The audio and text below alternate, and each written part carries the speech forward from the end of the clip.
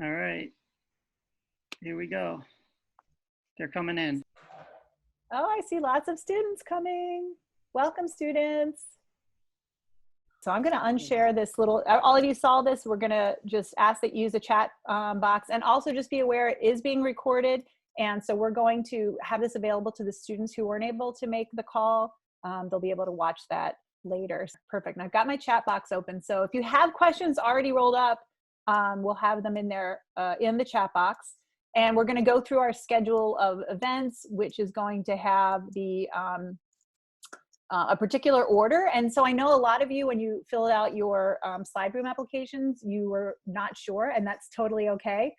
You'll have an opportunity. We don't expect students, coming right out of high school or even transferring in to necessarily know exactly what they want their major to be. So by the end of the freshman year, you should get a really good taste through our foundation program, our first year program, and be able to declare your major. So we've got this order of events for our admitted students. We're going to do introductions. We'll have all of our faculty introduce themselves and say hello, and a little bit about their research and what they teach. So that might help you to direct the conversation as well when you have your questions. And then we will go through our concentrations in the order. 2:15, we'll do our game design and our web design concentrations together. Then at 2:45, we'll do film and video and digital culture together. And then at 3:15, we'll do 3D animation and motion design and animation together. And then 3:45, we have digital media business strategies. And then finally at 4:15, we'll all come back, and any other questions that were generated as a result of all of the different segments, then you can ask those questions too. In addition, we also have some of our amazing Agency X students on the call. Wave your hands, hello. So they'll also be introducing themselves in their majors. Now, we don't have every single concentration represented, because this was a special for our Agency X students, who are the ones who sent you your admitted student note cards. And I know some of you have been in touch directly with those students. So we don't have a student from digital culture or game design on the call, but our professors who are here can do a good job answering those questions. And oftentimes the students have taken classes in those courses, even in those concentrations, even if they're not. I'm going to share my screen really quickly and show you. So in here, if you're trying to decide on what program to choose, maybe UConn. I know a lot of you have already paid your deposit and are pre-matriculated, which is exciting. But for those of you who are still deciding what major you want to do, you really want to compare programs based on the content of the different offerings within the concentration. And one of the things that makes us unique as a digital media and design program is that we are very detailed. We have a lot of depth and breadth in each of our 7 concentrations. So you can get a really diverse offering within the major. So if you come to dmd.uconn.edu, and then you come to the website and you click on experience, if you go down here to concentrations, then you're gonna see that each concentration is listed. And when you go into each one, so if I go to motion, for example, click on learn more, you can see the plan of study is right at the top. Now the plan of study in your college career is going to be your roadmap, your guideline of what you need to take in order to graduate with your degree, whether that's it's all 120 credits, whether it's a BFA or a BA. You can come in here and you can see specifically the sequence. So the core, everybody in the digital media and design program, whether you're a BA or a BFA, whether you're digital business or whether you're 3D animation, you are using the same core foundation program. So we have a Foundations of Digital Media 1 and 2. We'll get into this and talk more detail. Design Lab 1 and 2, a writing course called Critical Perspectives on Digital Media, and your agency course, which allows you to work with corporate clients. You take a studio art course in the BFA, and then within each one, here's where it starts to get interesting in this area right here. Within motion, for example, you're taking motion graphics 1, motion graphics 2, 3D motion 1, moving image and sequence, and then you're taking a total of 21 credits of 7 courses that are all specific to the motion design and animation curriculum. So everything is very in-depth, and this is a great opportunity for you to be able to see that. The other thing you can do then is go to catalog.uconn.edu, click on courses, go to D for digital media and design, click on digital media and design, and then here is the list of all of our courses that we offer within the whole program. So you can see we have more than 60 courses that are on the books. The other thing we have is a $39.98 variable topics, which we teach several sections of that each semester. and that'll give you a really good sense of what our classes offer within special topics and other. So hopefully that'll, if you remember that, catalog.uconn.edu, and then also dmd.uconn.edu, and click on experience, and you can get into that. Okay, I'm going to stop sharing, and now we're going to allow all of our faculty to introduce themselves, and I'm going to kind of call out and direct people. I'll introduce myself first. I am Professor Heather Elliott Familaro, and I'm the department head for digital media and design. I also am a filmmaker and a digital artist, and I also work really closely with our BFA exhibition students to have their final exhibition for their senior project. So now I'm going to go down the list here, and we've got Ken Thompson. Hi, everyone. My name is Ken Thompson. I'm a faculty member that teaches game design. I came here about 5 years ago from the game design industry. And my personal research is in virtual reality, serious games.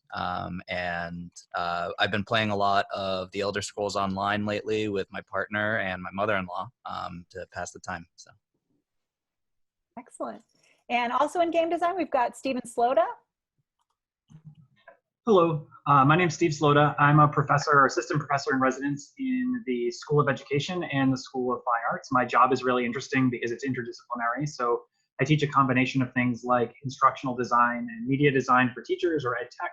And then I also teach things like game systems design and interactive storytelling for digital media and design. So I work pretty closely with Ken. We actually are on the same project for our grant research, and I'm really excited to kind of take questions from people and answer whatever I can. Thanks, Steve. Next, we've got Joel Salisbury. Hey, afternoon, everybody. I'm Joel Salisbury. I'm a professor in the web design and interactive media design track. I joined DMD after a long time as a web developer, UI developer, UX designer. And my area of research is mostly centered around developing digital tools for industries that face particular needs.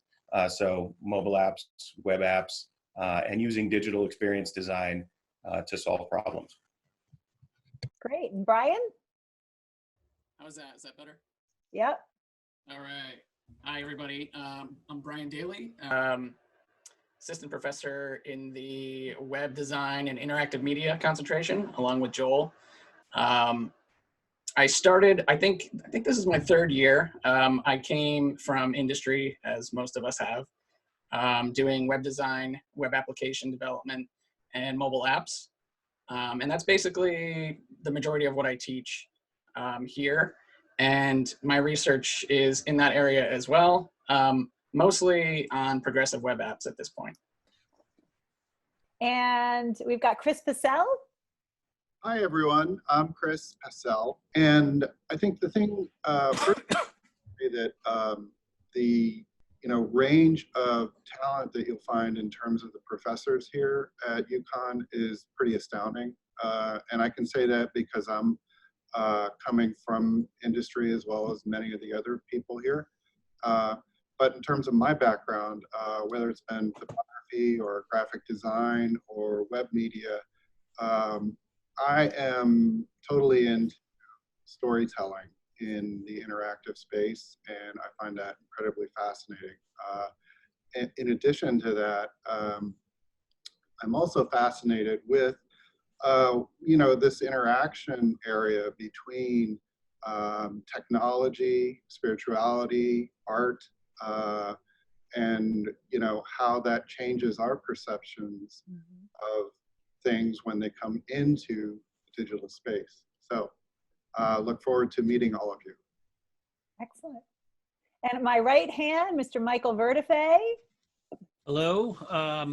You're good. I'm Mike Vertifay. I'm associate department head. I also teach in a lot of our introductory courses, as well as some more advanced courses in web design and in programming. I've been at the university for almost 30 years. I was formerly the assistant dean in the School of Business and the deputy CIO for the university. I came to help set up the digital media program about six or 7 years ago. And my research is in building cool stuff, wearable electronics and programming and other things. So. And you notice Michael's icon there is a wrench and a gear. He is definitely our we call him Mr. Fix-It, because if he has a problem to solve, he will be able to do so. Next we have Ting Zhu. Hi, my name is Ting Zhu. I teach foundation courses at our department. So I think like a Design Lab 1, Design Lab 2 so far I have been teaching. And my course is related to like a design theories and the design principles. So I think most of possibilities, I will see you guys for the first year. And I'm here to like answer your questions. Thank you. Thanks, Ting. Next, we're going to jump into our film, video production, and digital culture learning and advocacy professors. Tanju Ozdemer. Hi everyone, my name is Tanju Ozdemer. I'm a faculty member teaching in digital film and video production concentration. I specialize in video production, all the levels of narrative filmmaking production, narrative film production, and my research area is basically writing, directing, and producing narrative films. And I look forward to welcoming you in all of my classes.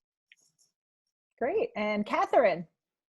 Hi, everybody. I'm Catherine Massoud. Great to have you all here today. I'm a filmmaker with a background in both fiction and documentary, and I'm also a faculty member teaching in the film video concentration.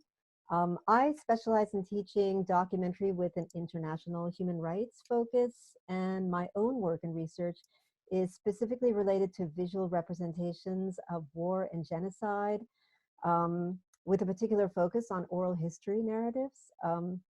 But while more recently, I've also been working on themes relating to the civil rights movement and the legacy of racial conflict here in the US. Excellent. And we've got Regan. She's one of our Agency X students. And even though we just started the film video production major this year. So she is not graduating officially with film, but she's been super active, and she'll tell you about that in a second. But introductions. Hi, I'm Regan. I'm a film student. I am the president of the film department at our campus TV station, UCTV. I am the 2020 UConn Building Community Award recipient, and I also do videography for my sorority on campus and stuff like that. We're going to hop next into 3D animation and motion design. So we've got Professor Dan. Hi. Am I coming through? Yes. Okay, great. Hi, my name's Dan Perel. I'm an assistant professor for 3D animation. This is my 6th year of being on UConn. I had come from industry where I worked for the entertainment industry, but I also created animations and visualizations for pharmaceutical and medical companies. Excellent. I'm going to pop back because I forgot to do our digital culture faculty. We have 2 digital culture faculty, and one of them is on the call today, Dr. Clarissa Seglio. Hi, and welcome to all the students joining us today. As a researcher, I am a public historian, which means I study how museums in the past have used all sorts of media to do history telling. And in the present, I collaborate with all our wonderful faculty members to think about how contemporary digital tools can be used by museums, libraries, archives, and communities to tell their histories, to tell their stories. So whether it's for education, activism, and other forms of empowerment, that's the kind of work that I'm engaged with, and also through Greenhouse Studios, one of our digital media and design research units. And I encourage you, if you want to talk to students, Alex, who's not a concentrator, is currently taking a class where we're collaborating with our archive special collections in Rainbow Center, and also Ting, who has been a Greenhouse Studios fellow, can talk to you about the kind of research that students get involved in with digital culture. Thank you. And now we've got Dennis. I come from industry like most everyone in our department. I came from DreamWorks, and before that, a number of advertising agencies in other areas in Manhattan.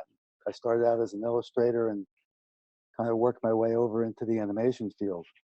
And now I'm a professor. My areas of research, I like to connect dots, and more of lately I'm finding areas that industry is trying to find areas that can bring digital into it. And my quest is to find that path, connect the dots. So, and our students are so adept to all the areas of digital, and they're the ones that will be able to find the path for very much, almost every industry, and how they could utilize digital. And that's kind of what my quest has been lately. You know, I've done animation, I've done so much other stuff. Right now it's kind of rooting out the new areas for our digital field. Excellent. And let's see, we've got Anna Lindeman. Hi, everybody. Thanks for joining us this afternoon. I'm Anna Lindeman. I teach in the motion design and animation concentration. I'm particularly passionate about using digital media to tell stories about biology, and have been doing a lot of things about army ants and their guests based on a collection at the university, and have been really excited to work with students doing all kinds of animation, and specifically scientific visualization and kind of poetic animations that reference science. Excellent. And Hee-Ju Kim. Heather, really quick, there was a question from Jack saying when faculty are saying I come from industry, what does that mean?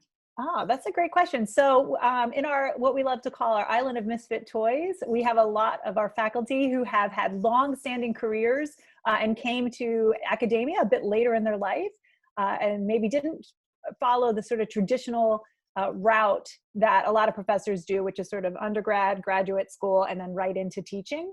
So that's what we mean.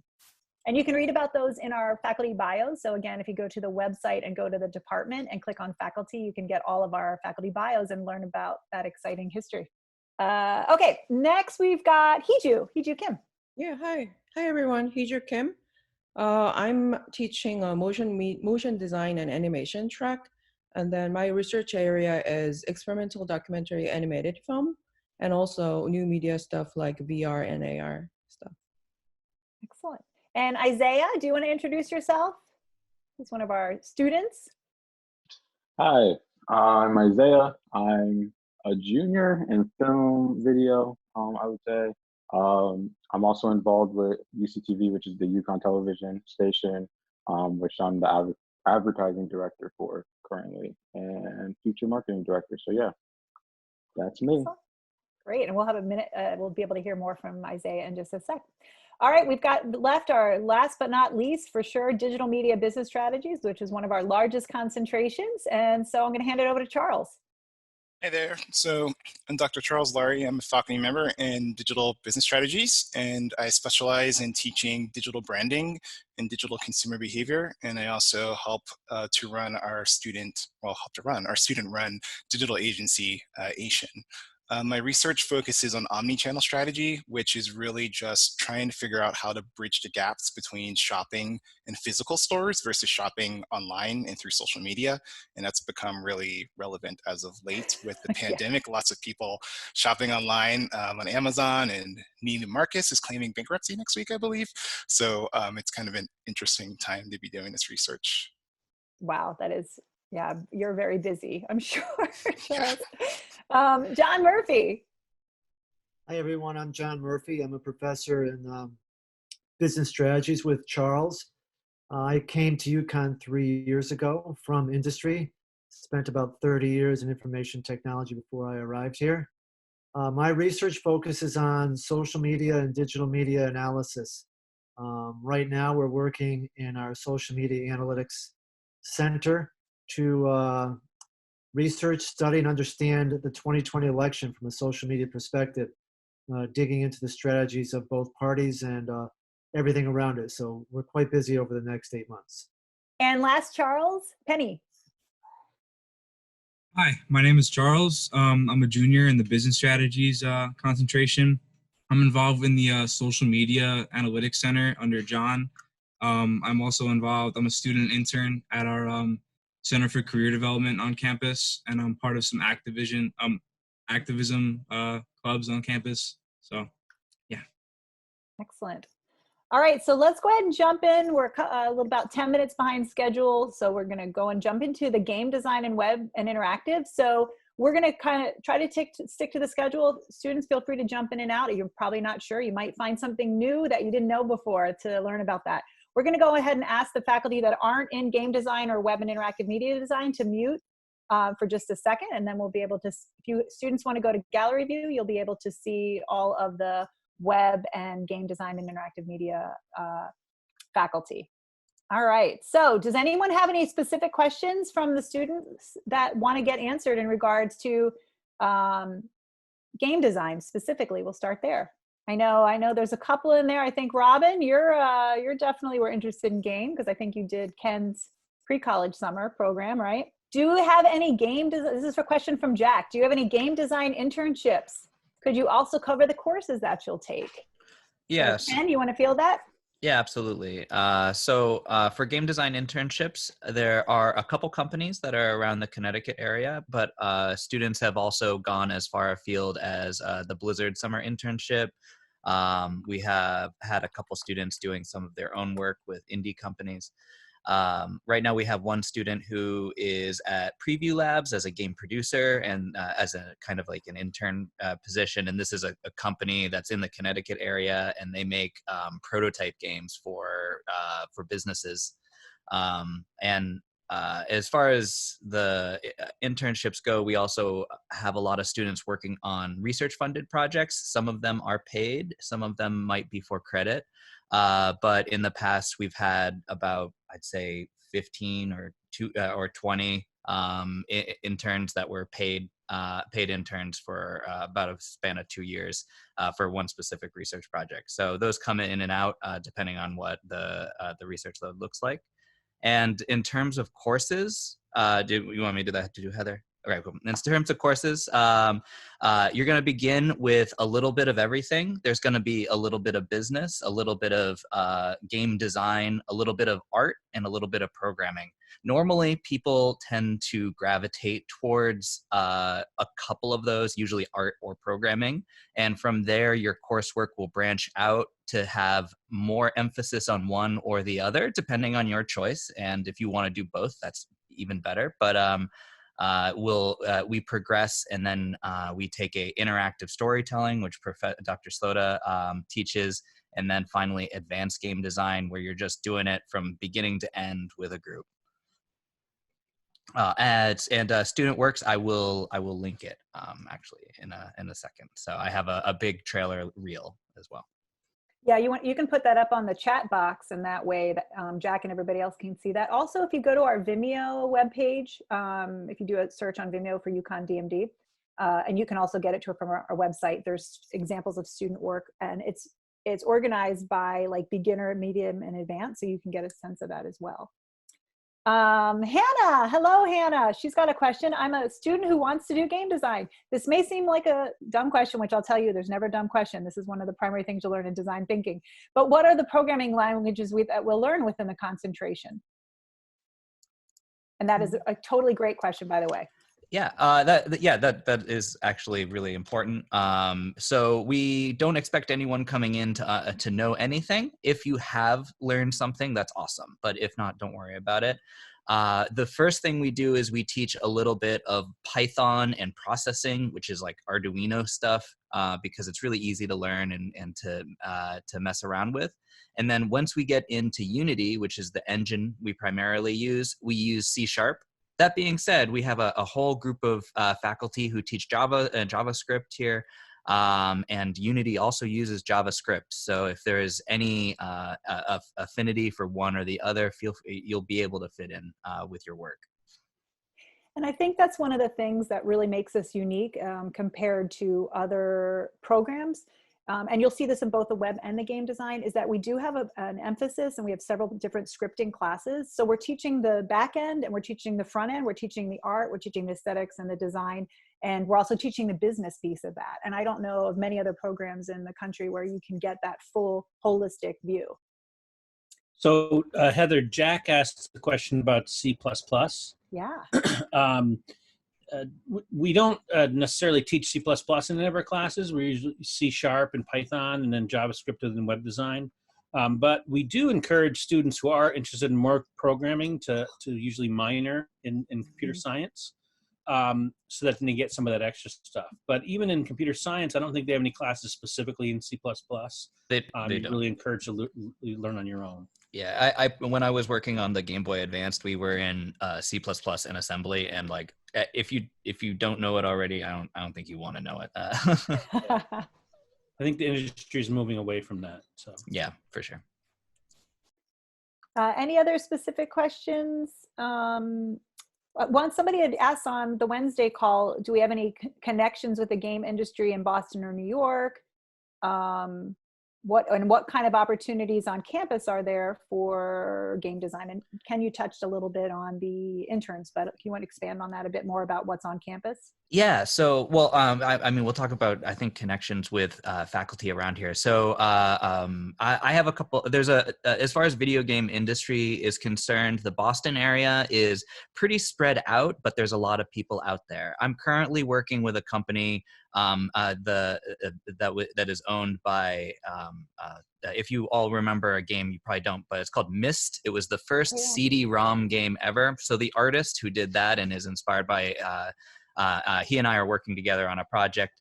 As well as when we were working on a research project, a federally funded one, one of the things that we would do is we would hire in some senior developers, including Tim Crosby, who was the producer on BioShock. BioShock was created in the Cape Cod area. And so with that, we have opportunities to mix students and developers together, sometimes more naturally than others. And I also, I'm really proud of the fact that our students who are starting to graduate are also finding work. We have one student, Patrick Belanger, who is a MFA student. He's working locally. He commutes from New Haven to Austin, Texas, virtually, and he's been doing that that's just the job. And he makes a game called Wildermyth. I'll link that as well.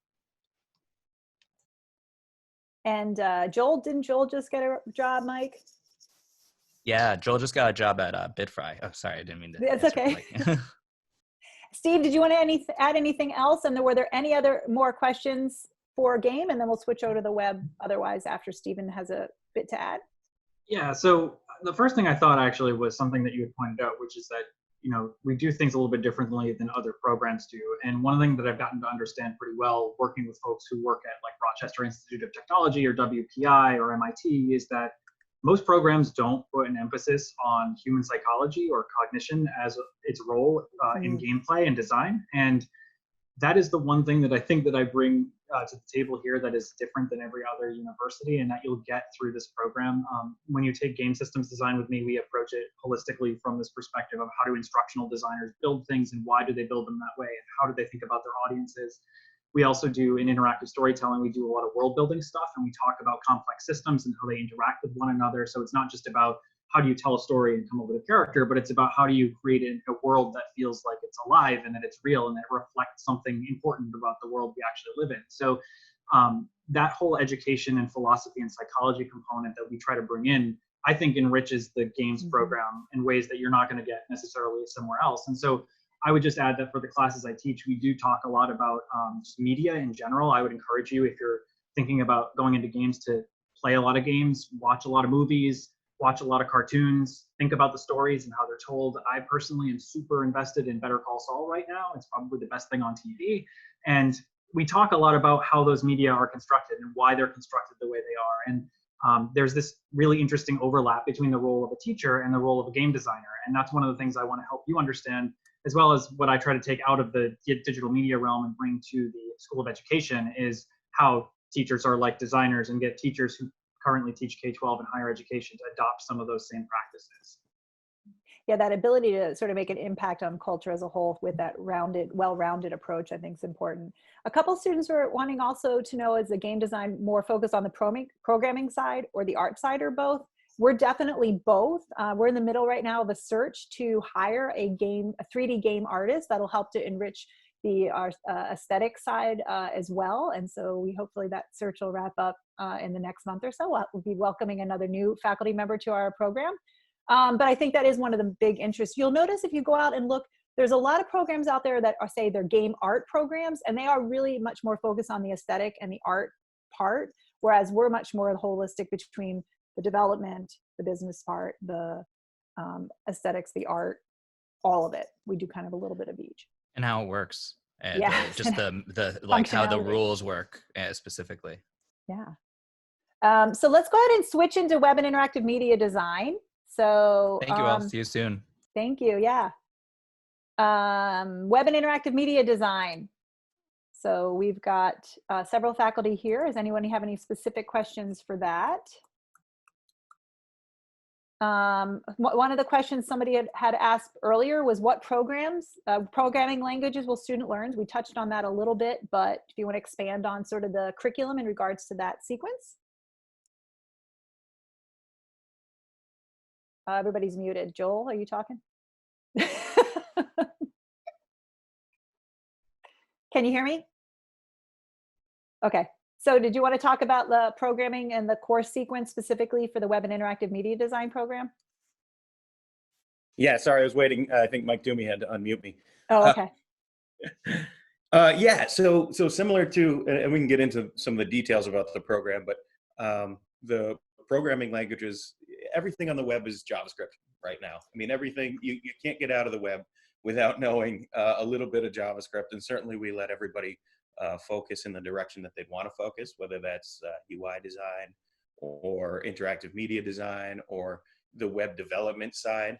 But HTML, CSS, and then controlling behavior of your application with JavaScript. We do a little bit of native app development so that our students have some exposure to Java, Kotlin, or Swift. But we don't spend a lot of time focused on things that aren't JavaScript, because JavaScript runs the world right now. Brian teaches some other languages. I'm not sure if those are still going on, but he may have some more insight on that. Yeah, can you hear me? Yep. Okay, cool. I like this Zoom feature where you can hold down the space bar to unmute. That's really nice. So in the past we've had a sort of like a full stack development class that we've called Web3, and that has been PHP and MySQL and things of that nature. However, we've recently sort of switched, or at least this semester, we're trying something a little bit different.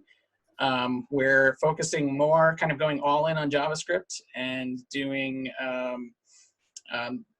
JavaScript frameworks like Vue and React and all those different types of frameworks, and using some NoSQL backends like Firebase, because that seems to be, one of the things we do, not only do we still work in the industry for a lot of us, and we do work on the side and research, we sort of monitor the industry as well and see where the jobs are going and where the interest is going. We often work with recruiters, so we have a good idea of what recruiters are looking for. And we found that in the last few years, interest in things like PHP and a lot of the server-side languages has sort of faded a little bit. And a lot of people are very interested in a lot of the front-end frameworks and NoSQL and using APIs and things of that nature. So we're trying that out this semester. We'll see how it goes.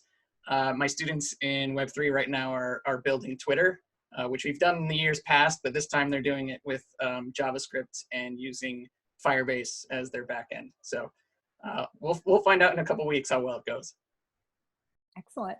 And I think it's a good opportunity to also talk a little bit about our new design lab, because Chris and Ting have both taught in our foundations class. And one of the big changes we made to our curriculum last year for this incoming year, so this is the first year we've tested out, is we've developed a really robust 4-course sequence, 2 in the fall and 2 in the spring. And design lab is a really important part of that. Both Ting and Chris are professional graphic designers. They've been in the industry for a long time. They can attest personally to like the role that understanding the back-end part and the user experience part are really important. So would you like to each talk a bit about sort of how the approach in the design lab 1 and 2 classes has been? Sure. Ting, would you like to go first, or you want me to? Okay. Oh, I think Chris should go first. Oh, okay, sure. Well, Design Lab is it's really incredibly important from my point of view that right from the get-go you start considering design thinking and how that plays out in terms of integrating design principles and how there must exist at almost every time, at every point in the process, a balance of technology and art or design. The way I like to approach it is to consider, two parallel tracks. One being the fluid, creative side, and the other being the very linear, things must be a certain way kind of side. And quite often, those two things are in perfect sync. And then there are other times when they are completely separate. And it's really important to develop skills in both areas and to find your comfort levels. One example I like to use is this is an apple, which is breaking up on the screen. This is an apple. So how we consider that apple in nature, for instance, is something that has a lot of possibilities. And 100 years ago, how this apple was presented would have been almost exclusively with paint or with a photograph, silver-based, kind of imagery. But how this changes now when we bring it into the digital environment is really fantastic. I mean, there's so many things that spill out of this, and yet the basic understanding of this as a form and this as a thing, as a symbol, right? There's so many things to consider there, and it's so important to really, delve into each of those areas. And it'll also help you as a student find, hopefully, your path of, what's most fascinating to you, what's most interesting to you. So there are a lot of questions like that that I pose. The other thing that I personally like to emphasize quite a lot is this idea of developing your own process for observation and increasing that. And no matter where your career takes you, that process is yours. And you can use that as a key to find new things, not only in your design life, but in your personal life. So there are a lot of possibilities there and incredibly exciting stuff that I love to learn about myself and to practice along with students. So it's a great program here, and I've really enjoyed teaching all the different classes that I've been involved with thus far. And I think on a technical level, one of the things in the design lab too, so Chris did an outstanding job at sort of talking about the theoretical issues that we address. And again, thinking about that balance. And we made that commitment also to really accept that you can learn all of the principles and elements of design within our primary software, which is Adobe Photoshop and raster image in the fall, and then Adobe Illustrator in the spring. So this is one of the other things that really kind of sets us aside from a lot of other programs. In a lot of more traditional art programs, you're taking a foundations class that's much more based on analog methods. And we believe strongly that you can still understand the principles and elements of design, but by doing that in a digital format with that idea of 10,000 hours to mastery. I wanted to give Lauren and Alex a chance to talk a little bit as the student perspective about what your experience has been like within the Web and Interactive Media track. If you have something to add. I can take this. Hi, I'm Alex. I'm a junior in the web design concentration, and speaking to my experience within this concentration, I've had, you know, tons of great opportunities to work on really cool projects and get a lot of really great knowledge in the different languages, specifically JavaScript. You know, we're always emphasizing JavaScript in the web concentration. A couple cool things that we've gotten to do is we actually have a space called the DX Lab, which is where student and faculty kind of collaborate and work on kind of like chartered projects that you know, outside companies and organizations will come to us and ask us to work on, which is really cool because that gets you kind of diving into a setting where you're getting, you know, real world experience, and also, you know, some really cool stuff to put in your portfolio, you know, for when you you know, start your career, you have some cool stuff already to show off. So that's one of the really cool things that we get to do. And just generally, it's awesome. I get to work with all the professors, awesome, really cool, and really, you know, supportive environment. Yeah, I'm Lauren. I'm a senior in web, and I agree with everything Alex just said. It's a really great environment. We're on a lot of team projects where we get to collaborate and kind of like learn as we work together, which is really good because it prepares you for the real world. And like Alex was saying, this program specifically is really good for building your portfolio. Like the final projects are always really like in depth and they look great in your portfolio. So DMD really prepares you for the real world. And that is a really good point. I mean, the bottom line is we've had this outstanding, you know, not 85 to 95% employment in the industry after graduation, and a lot. And that, what Lauren said is really essential, is that, you know, a university program that you're spending 4 years at needs to give you opportunities to build your portfolio. And that is a huge area of emphasis for us in DMD. Any other last things? And otherwise, we're going to go ahead and switch into film and digital culture. Heather, could I say something? Yes, please, Ting, go ahead. When you say, because when Lauren said about, I mean, the help students to build a portfolio, because I have been teaching 2 courses, I mean, Design Level 1 and Design Level 2. During my teaching, I already realized this, how important, I mean, for help students to build their portfolio from the beginning and also build a really good working habits. I mean, like for design, I mean, Chris know, designer always has a save final until they can't find their files. So from the beginning, I mean, I told students how to save their files. I mean, use like a, using those details to help students to build good working habits from the beginning, and also design the projects to like related to different concentrations, because Design Lab 1 and Design Lab 2 class were not open for like web design and concentration. We are open to like other, I mean, in like a filmmaking, animation.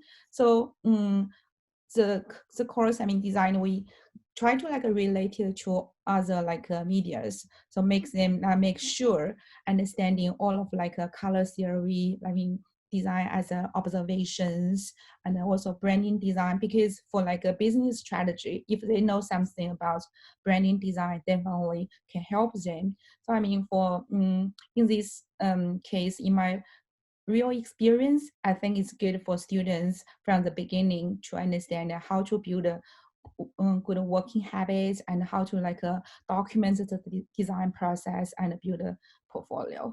Yeah. Yeah, that's a really good point, because that's the kind of stuff, if you don't have those habits, that'll get you fired you know, when you finally get that job.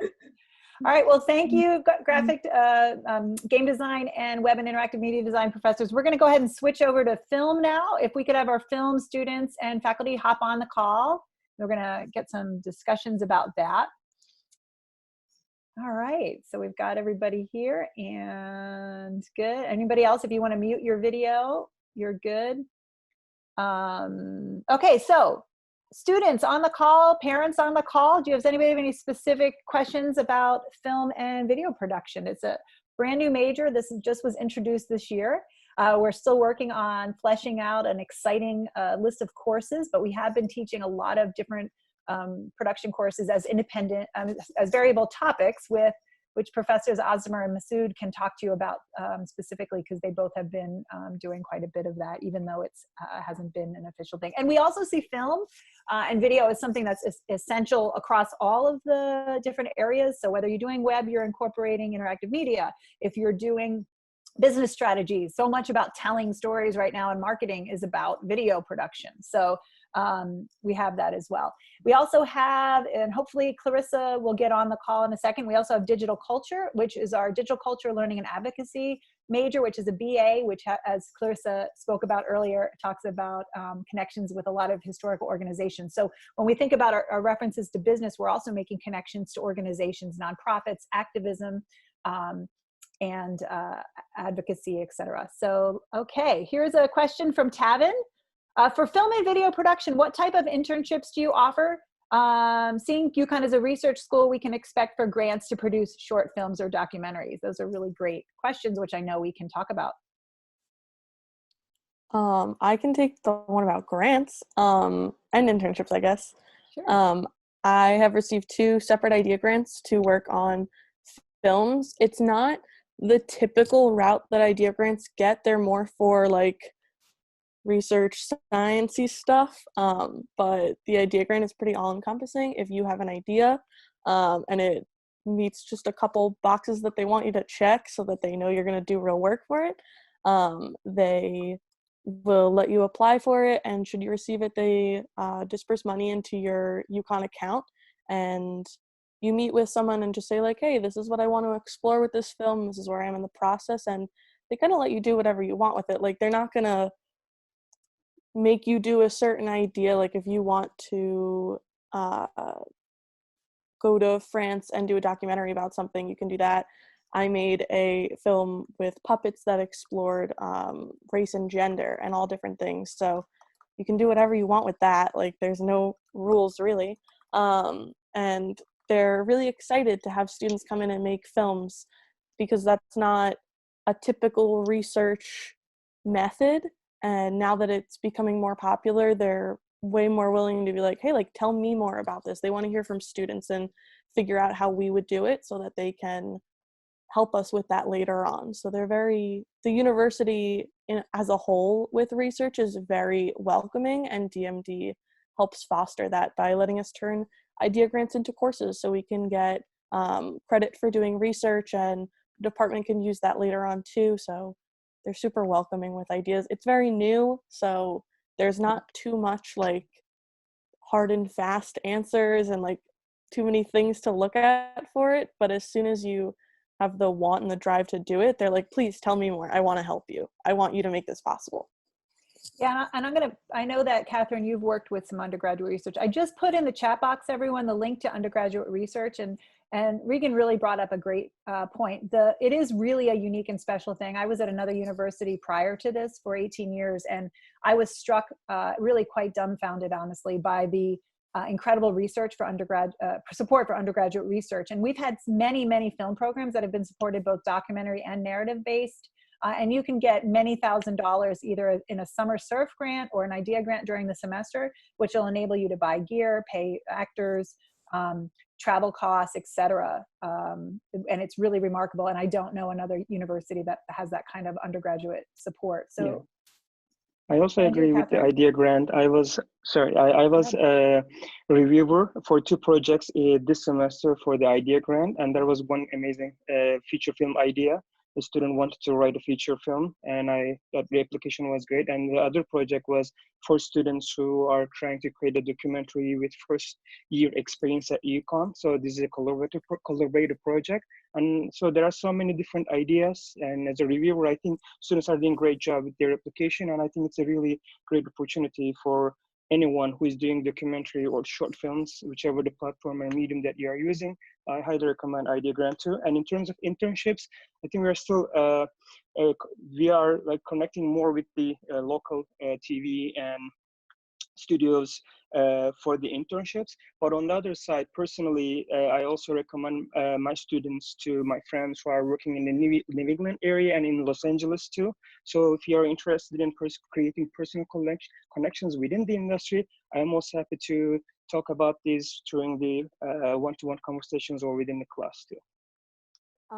Again, I would just add here also my experience with students who are working on idea grants. Particularly, I've also reviewed a number of idea grant applications, and one of the grant applications I reviewed, the student who wrote that ended up being a student in my class, and he had a fascinating project on the Catalan independence movement in Spain, and he ended up actually with the idea grant funding, he was able to buy equipment and pay for his travel and his partner who was working together with him on the production, their travel to Spain for a month of shooting, and they came back with, you know, fantastic footage, and now they're completing their edit. So it's been very exciting to sort of be there from the beginning all the way through the end of that process, and to see the way in which students are coming up with these really unique ideas. And, you know, parlaying them into productions and getting support from the university for that. In terms of internships and placements, I've also tried to, you know, get my students sort of, you know, placed in various types of production-related projects later on after the course, or, you know, after their graduation. I have one student who actually has been very successful in doing a number of freelance projects as a cinematographer and as a filmmaker. So and his specific interest is actually human rights and documentary. So he's been flying all over the world. He actually was in Greece last summer filming an international conference there, and then went on to make a film based on that conference, and that film again is being shown in various international forums. So, you know, there are all kinds of really, really great opportunities, I think, through, you know, this growing film video program at UConn. And, you know, since it's just starting out, there are so many possibilities for growth. You know, that's what I think is really exciting about it right now, is that, you know, coming in at the beginning of a program when things haven't been solidified, you know, there are so many ways in which also students can participate in kind of participating in the way forward with it. Yeah, I think that's one of the most exciting things. Tandra, I'm going to pass it over to you because I have a feeling we're going to say the same thing as we often do, which is that, you know, we were given this incredible opportunity to build a new film program, and we intentionally entitled it Digital Film Video Production because we wanted it to embrace all the same values that DMD does. And that means that we're not like bound to all of the limitations maybe that a traditional filmmaking, which might have a beautiful, rich history and, you know, 100 years in some of making films. But we are kind of allowing ourselves to look outside the box on that. Yeah, absolutely. Yeah, so like, in order to appreciate the technology that we have right now, you really need to learn the history of film. But I think we definitely, like with the, like, not especially as a filmmaker who makes lots of takes, like 16mm, 35mm is like really like wasting money and time. So I'm so glad that we are digital film and video production concentration, because otherwise it would be very expensive for everyone. And in terms of internships, I think we are doing our best to, with the assignments in our classes, we really push you to do it not for the sake of grade, because nobody will ask you your grade when you are applying for a film production position. Nobody asked me when I'm pitching my films in festivals which film school I graduated from, what was my GPA, and I also have the same attitude to my students as well. I will not ask you to do the projects for your grade, but for yourselves that will turn into a great portfolio, which will help you a lot when you are asking for an internship. So you will be pushed. Be prepared for that. What other questions? Anybody have specific questions about film and video production? And I'm also going to allow Clarissa to come in here. I grouped digital culture with the film video, because there is a natural relationship that I think we found through Greenhouse, through that major, through the classes that Clarissa teaches, because there's so much storytelling involved. So I do have one more question also. What would some classes look like for someone interested in film, screenwriting, editing, etc.? So we can open up our plans of study, but we can talk a little bit about the classes that are on the books now and the ones that are going to be coming as well. So currently, we have been teaching editing for, I think, for a long time. This is my first year at UConn, so an editing course has been taught for like several years. And I am teaching script writing next semester, next fall, and I will be teaching narrative filmmaking as a collaborator with the performing arts departments. They will give us the actors, we will have the filmmakers, and then this will be a collaborative class. And also I will be introducing directing actors for the screen. And so these are the courses that are coming for the next year. And also we have digital cinematography class in which you learn how we work in the industry with the professional callouts and crew positions and everything in our film studio. So these are the courses we have in terms of video production. We also have a sound design class that's really important as well, which gets mixed across, not only for film, but it also can be applied for animation and even a little bit of design, game design. And then we're also hiring a full-time documentary filmmaker as well this year. So right now on this campus, Tanju is sort of our expert on narrative film. I also do documentary, and we also are hiring another full-time position. So we'll be welcoming another new face next semester. And Catherine Massoud has also been teaching some special topics, if you want to talk a little bit about that, because the 3998 special topics course is one of the ways that we allow ourselves to immediately adapt to whatever is happening, current events or new technologies, etc. So like next semester, one of our professors at the Stanford campus is teaching an immersive media class, which is on film production, doing 360 video. So that's another sort of cutting edge piece. And Catherine, if you want to talk a little bit about the social justice work you've done in your class this semester and last semester, that'd be great. Yes, thanks, Heather. Well, I have been teaching a couple of semesters. I've taught a course called Social Documentary in Theory and Practice, where we introduce students to a variety of different narrative approaches to documentary, and also sort of with an emphasis also on content and on history. On the one hand, the history of how the documentary form has evolved. On the other hand, in terms of content, since we're looking specifically at social documentaries, so documentaries that deal with social and political themes. And through that course, actually, I mean, one of the aims is to really help students to, find their own voice, really what they want to say. And then with that, develop a sense of the tools, the creative tools that they have to tell that story that they want to tell, or those stories. Actually, there are a couple of students who are here today who are in my social documentary class this semester, which we've had to sort of reformat because everything has gone online. But if they want to say anything, Alex or Isaiah, about the social documentary in theory and practice course experience.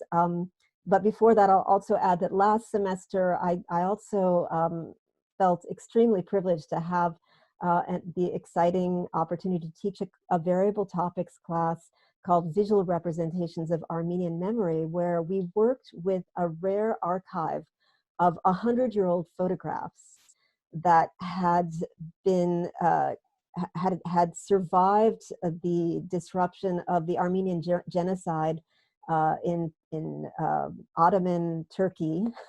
For those of you who aren't aware of that whole period, it's okay, don't worry about that. But it was a rare archive that had survived a huge amount of social and political disruption, had been brought back to this country, and the students in this class worked with this archive of photographs, including digital glass negatives that had survived, boat trips and earthquakes and whatnot, and brought those into the digital realm and then created a story around them.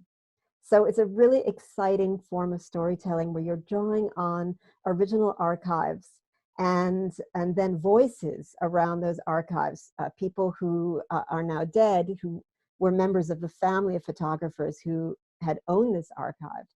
and then documents, diaries, we scanned those also. And so using a variety of different techniques, motion graphics, animation, as well as traditional documentary interview techniques, we developed a story around these materials. So, I mean, that's the kind of thing I think that is also, again, really unique and exciting about this program is the linkages that are being made across, different disciplines, different departments. I mean, there's so much going on within DMD, and then there are also the linkages beyond DMD. I mean, with the Armenian community in Connecticut, or with the Human Rights Institute, which is one of the top 5 such institutes in the country, to develop all of these new storytelling, and documentary narratives through courses and with special projects with students. So it's very exciting.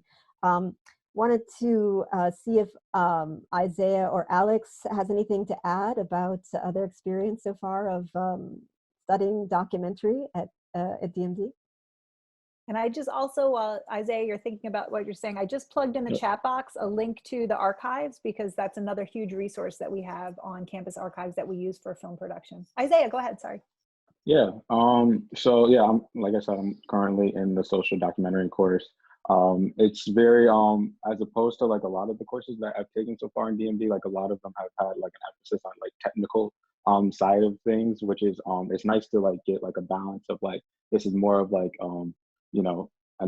analyzing like theories and like the history of like documentaries, as was said before by Professor Masood. But there's also like this interactive like component where like, a lot of DMD students have like this drive to like, as stated before, like, add to your portfolio and whatnot. And we also have that opportunity because like right now I'm working on a documentary about my grandfather since I'm here in the house. I mean, we were supposed to do a different type of documentary because we were on campus together, but now, we have to change things for, the current situation. But, we still have that opportunity to like make good work, add to our portfolios. And there's also like this, we still have to meet and stuff. So we also have that interaction with other students and professors to like get feedback and like still trying to like, make work that we could be proud of. And that's like, that's throughout all the classes pretty much. Like I said, like DMD courses, there's a lot of like, especially with the video program, there's been a lot of like technical skills and whatnot, but like we're also seeing like there's a lot of like, we're learning about like the history of stuff, analyzing like what works, how can we change it, and then like students have the opportunity to use that, those skills and then bring it outside of the classroom too. Like that's why like I'm in UCTV, because like that's where I could like bring my video skills, and then like there's a whole nother community where like a lot of DMD students are a part of, which is great. And that's what I'll say. And that's a good segue, Clarissa, if you want to, if we have a little bit, you did a good explanation sort of generally of DCL earlier, but I don't know who was on the call then. So segueing into, you're a perfect example in sort of the way I feel like DCLA is kind of the place where all these skills and all of these different interests and technological aspects come together in some ways with the DCL major in regards to the kinds of projects you work with historical organizations and such, if you want to talk about the sort of nonprofit client piece. Right. I think the best way that I have to describe what digital culture learning and advocacy offers to students is each incoming student receives the same foundation as every other concentration in our required courses. And then when it becomes time to specialize within DMD, what students in our concentration do is pick one technical skill, whether that's web, game, film, or animation, motion graphics. That's up to the students' interests. And then that is complemented by their interest in areas such as human rights, history, English, creative writing, French. The field is wide open. So the kinds of students who pick digital culture learning and advocacy often are those that have wide-ranging curiosity and interests, and they visualize themselves bringing their career into spaces such as museums, community groups, non-governmental organizations, advocacy groups, libraries, archives, or education, and many of our students are ones who decide to go on to graduate school. I do want to say a word about undergraduate research, which is something I have a particular passion for. The Office of Undergraduate Research, and this applies to all the students and parents listening, no matter what area in digital media and design is of interest to you. There are also what we call share grants, and I've been fortunate to work with a few students on those. A student, together with a faculty mentor, describes their own research project for which they are paid to undertake X hours a week on their research project. And as an example, one student worked with me on a National Endowment for the Humanities funded software project for a new open source app that allows museums and other collecting institutions with very small budgets to have a mobile app that visitors can interact with during their visit, as well as on touch screens, I can say this, as well as on touch screen tables, and then when they get home to create their own collections. So this student, Andrew Wolf, who now works for Facebook, and he designed a user interface, user experience study that we implemented in collaboration with our Benton Museum of Puppetry, our Ballard Institute Museum of Puppetry, and our Benton Art Museum. So a lot of our students are engaged in research through our classes. We're always collaborating with places like the museums on campus, but also organizations such as Keeney Park Sustainability Project, which in Hartford is teaching communities about sustainable practice in gardening, forestry, and other areas, and actually growing food that is brought out to marginalized communities. And in work like this, our students, we've partnered on research projects with our game design faculty, with Hee-Ju Kim, and with others around campus. Yeah, and I think that brings up a really good point. I think one of the other things that sets digital media and design apart from maybe some other programs, our placement within this Research One institution with all these incredible opportunities, but we really try to help students find their individual voice and to make important work that can make an impact and make a difference in the world through that voice and through that individual artwork. We are the flagship university for the state of Connecticut. And I mean, I have a personal commitment, and all of these faculty share that commitment, to that if we can produce creatives and analysts and business strategies, people that are going out there into the world, if they have the opportunity to be able to make a difference and help not only the creative economy, but also to give voice to organizations, museums, other nonprofits and things across the state, and help contribute to the cultural economy, we're going to try to look for those opportunities to help strengthen the state as a whole and the experience for all of our constituents in the state and within the region as a whole.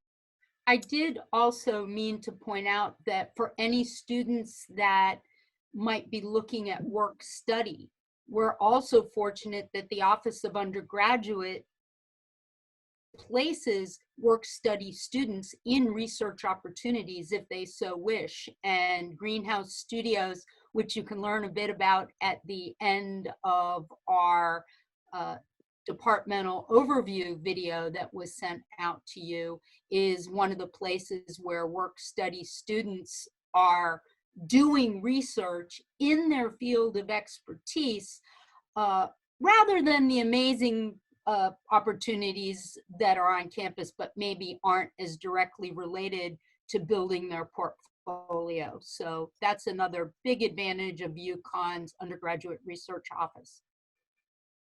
In regards to another question we had was, what kind of films do we make here?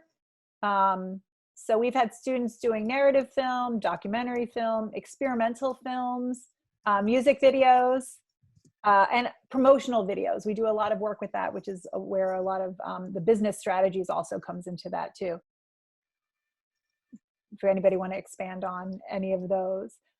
We talked about the, go ahead, Tanju, sorry. Yeah, so I am also teaching a course, student agency. In that class, the people, students have real world experience. We have clients who are in the real industry and they're real companies. And we, as our student groups, in groups of 4 or 5, and work for a semester for this client and try to produce what the client looks for. And most of the time, clients look for promotional videos or advertising videos. And my class, my groups of students work together and then really create these engaging and professional looking videos for these clients. And that's also a really like an amazing course that you can, I think you have to take, not you can, you have to take. So and I think it's an amazing class.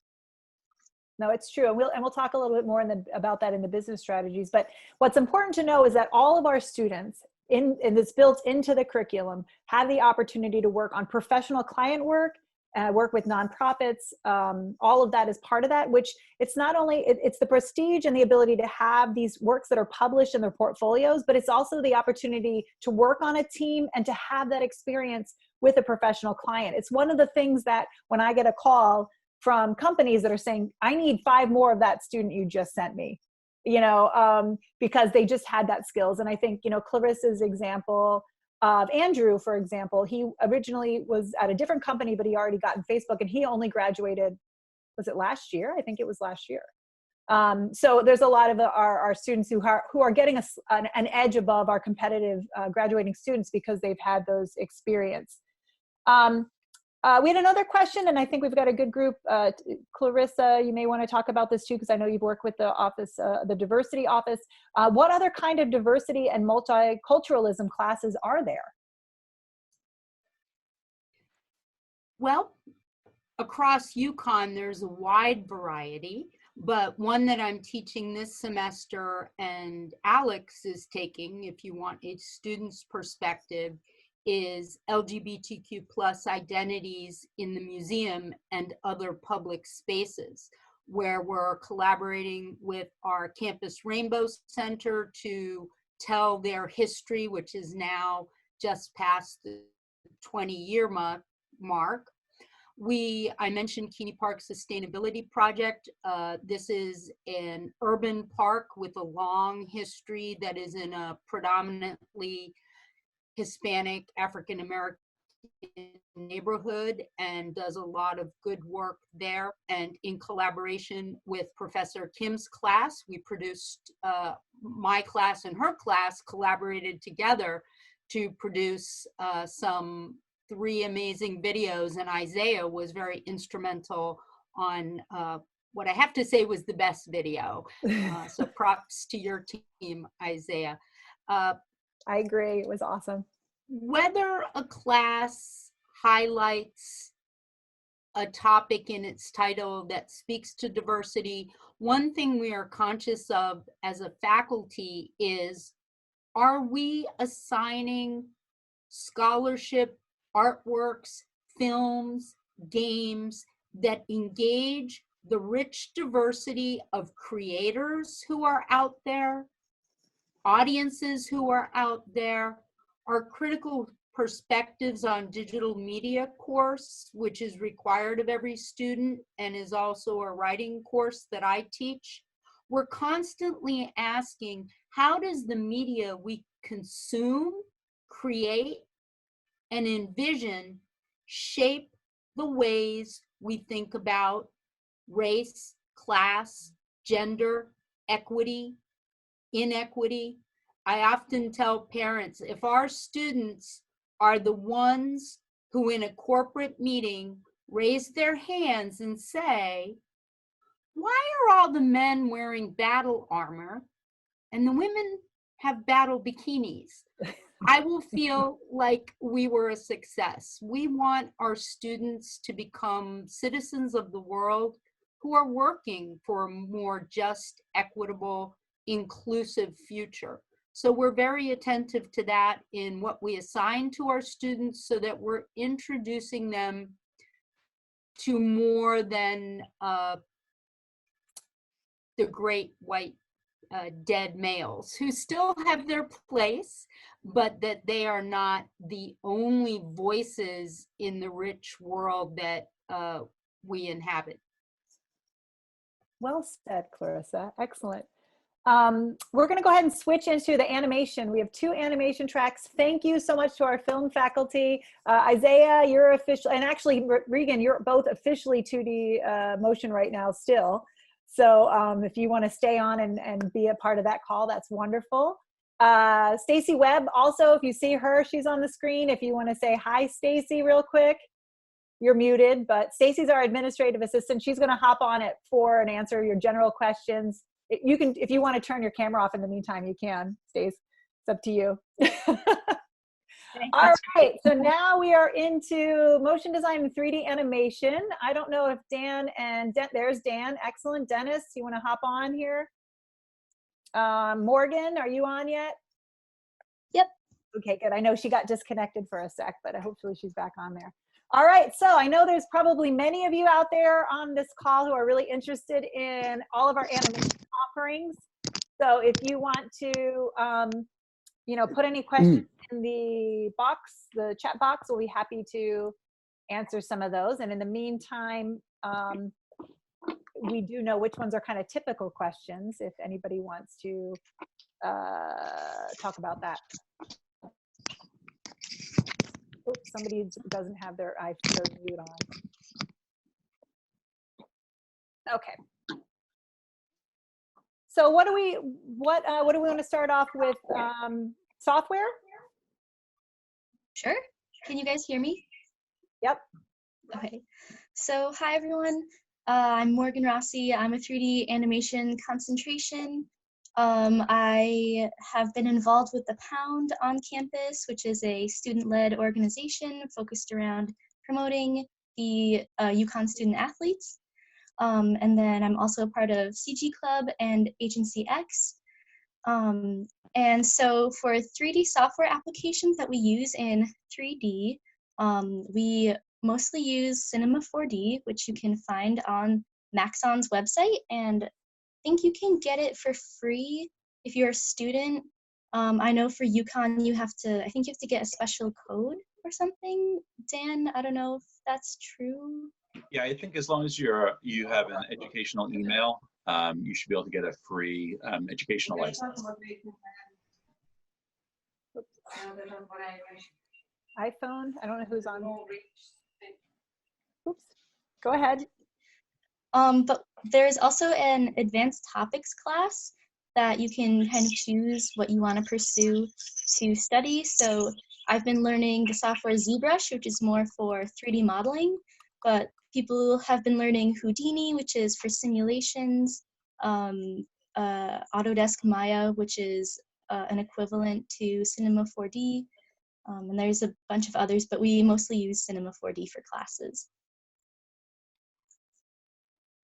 So I'll piggyback on what Morgan was saying. As she said, in our classwork, we've, for the most part, focus on Cinema 4D. We do bring in other applications periodically as needed, but we do have an advanced animation, 3D animation course, which gives all of the students the opportunity to focus on any programs and any avenues that they would like to focus on.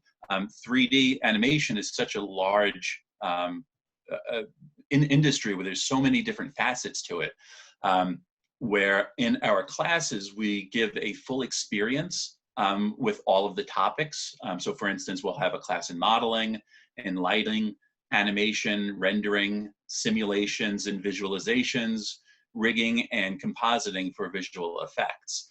But then we also have students that want to focus on specific areas. So, maybe might just want to work on character animation, and as Morgan is doing, she likes doing character modeling. So this advanced 3D course, which is available for students to take up to 3 times, really gives a good opportunity for everyone to learn new applications and really focus in on skills building and developing these skills for your demo reel. So you can land that job that you really want once you get out of UConn. Let me pick up what Dan's talking about. That there is so many different packages out there in 3D, and we start out with Cinema 4D, and we've had comments, well, how come we don't use Maya because it's being used in most of the big studios?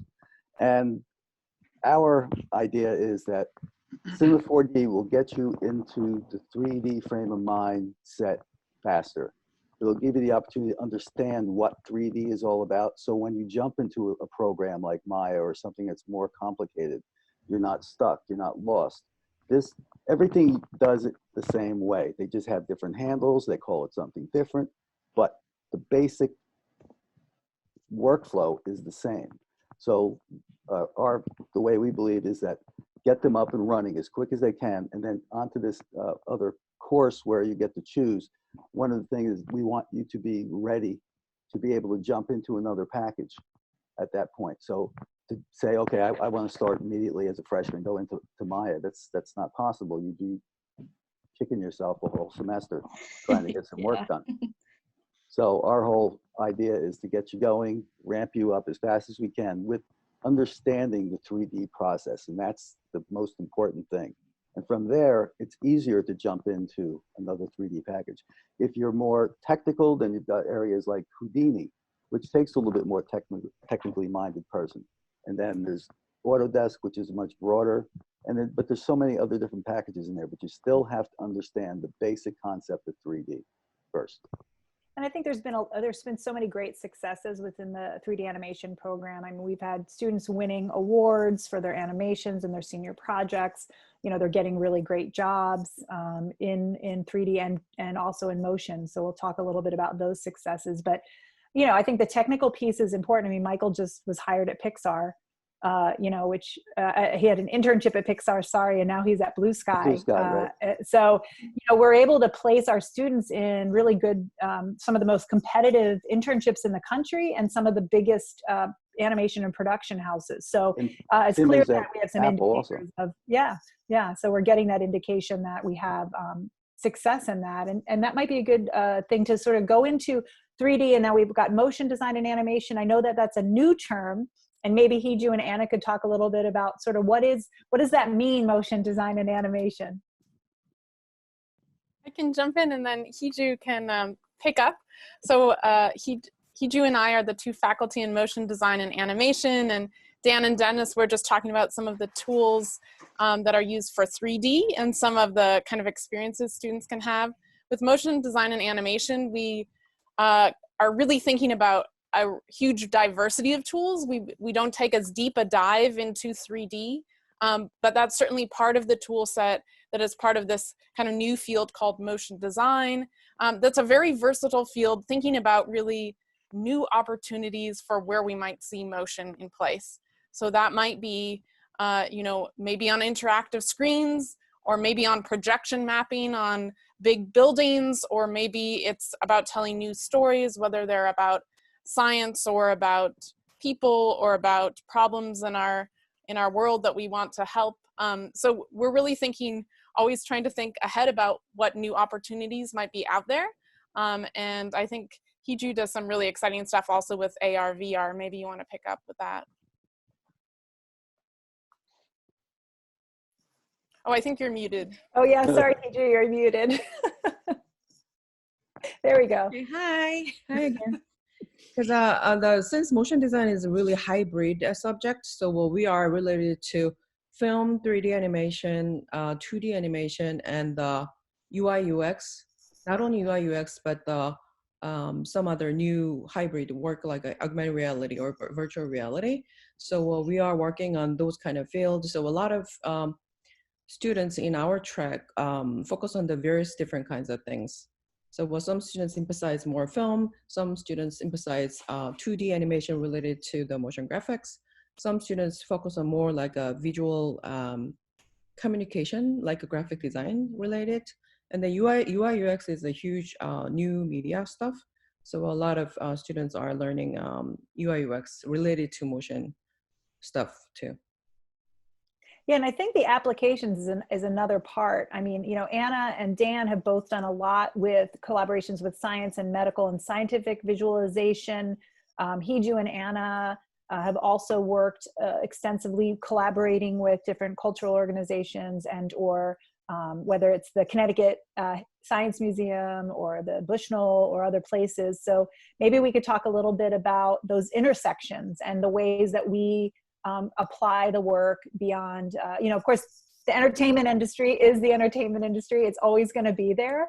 But we also really try to focus on giving students opportunities that are in other industries more broadly as well. And obviously we can say, for example, the scientific visualization industry in the era of the COVID-19 pandemic obviously has become really prevalent. And I think that's going to be a growing industry as well. So I don't know if one of you would like to talk a little bit about those kinds of relationships and applications outside of maybe the traditional entertainment field. In my classes, we collaborate with the multiple different kinds of department, such as bioengineering, physics, theater, music, nursing department. Also, we collaborate with the outside of the school. So we collaborate with the Bushnell Theater and then Kinney Park project. So we could like expand it to multiple different kinds of a field. Do you want me to put some of those links in the? Yeah, that would be great. And Anna, why don't you talk about your collaborations as well? Because you've certainly done a lot of collaborations across campus and into the community as well. So I just added some density of links with some of the things Hiju just mentioned in the chat. And then some of the projects that I've been working on with students is a kind of long-term project called Ant U that's across the university where there have been 16 different projects with different departments that are thinking about ways of bringing to life stories about this really amazing collection of army ants and their guests and the scientists behind that. And there's some links there about the larger project and then one of the traveling interactive exhibit that students worked on. Yeah, those are great. So what is this, you know, when we think about applications, what other thoughts or things do you think are really important for our students who are interested in motion design and animation? And what makes DMD unique as compared to maybe some other programs out there that they might be thinking about? As far as 3D animation goes, one of the things that I think is really helpful for the students is that, you know, we really support the student in being able to achieve the things that they want out of this program. So as long as they come and let us know what they want to learn and the projects they want to work on, you know, we're really supportive of working with them to complete those projects that they would like to do. I just wanted to add also that we haven't really talked about it, and I know we're kind of online right now, but on our Storrs campus, we do have a full motion capture studio for capturing motion data for animation. That we've used in numerous projects and are also incorporated into the classes that we teach. So the students get hands-on experience where they get experience animating or running the motion capture studio, but then also being inside the suit so they understand what it's like being an actor inside the motion capture suits. And we also have a high-end computer lab equipped with Wacom Cintiqs. I think that it was like 16 machines in there right now, and they're specifically geared towards high-end computer work, mostly of what we do in 3D. When you get to most of the advanced classes, the processing can become extremely intensive. So when we're doing simulation and visualization work, high-end animation and modeling, this high-end computer lab, it comes in really handy. And we have a number of classes that are scheduled inside that lab, so everyone gets experience working in there.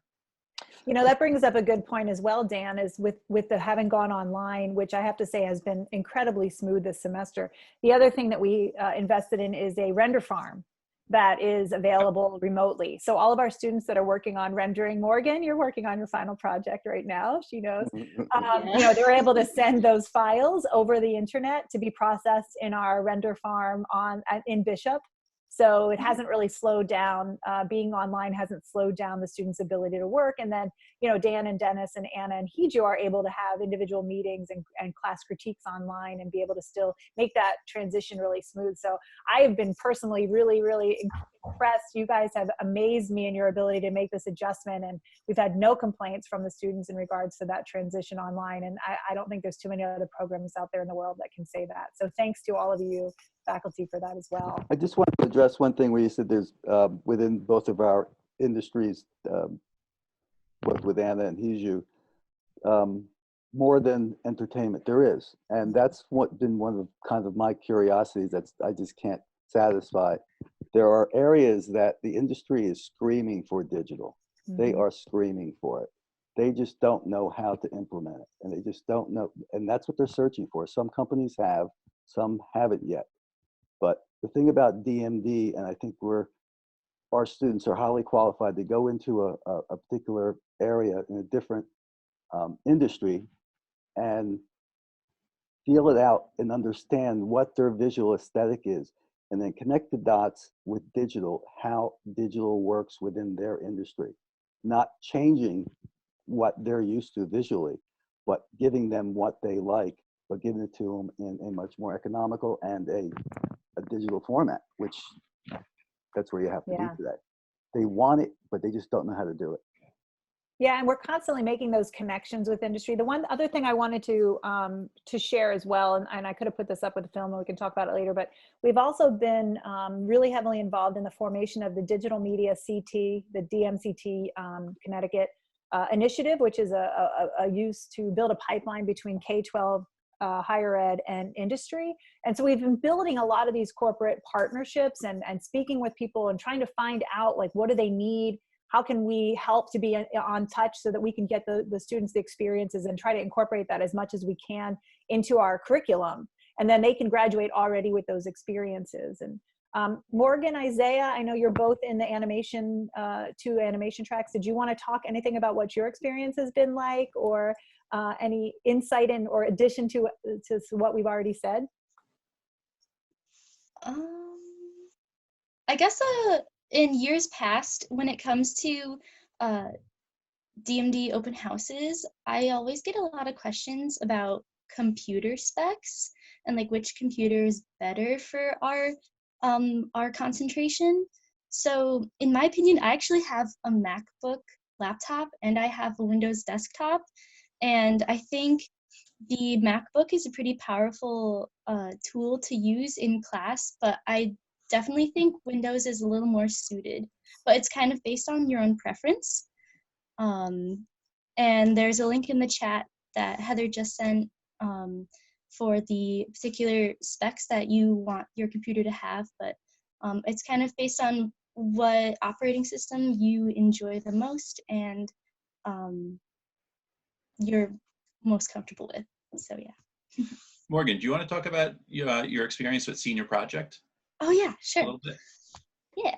So I am a BFA senior, so I am doing a senior project that is actually going to be premiered on the DMD website April 27th.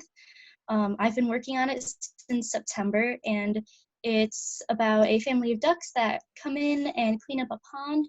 So I've utilized all of the skills that I've learned in all of my 3D classes. So modeling, rigging, animation, texturing, lighting, and I'm using them in my senior project. So tune in on April 27th to see a virtual show.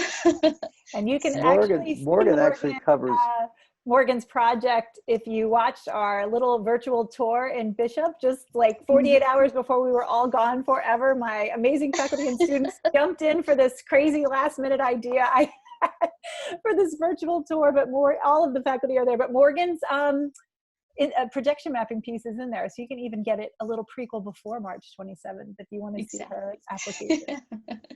Because Morgan's project kind of touches base and takes a little taste of almost every little piece of our department. You know, a little of this, a little of that.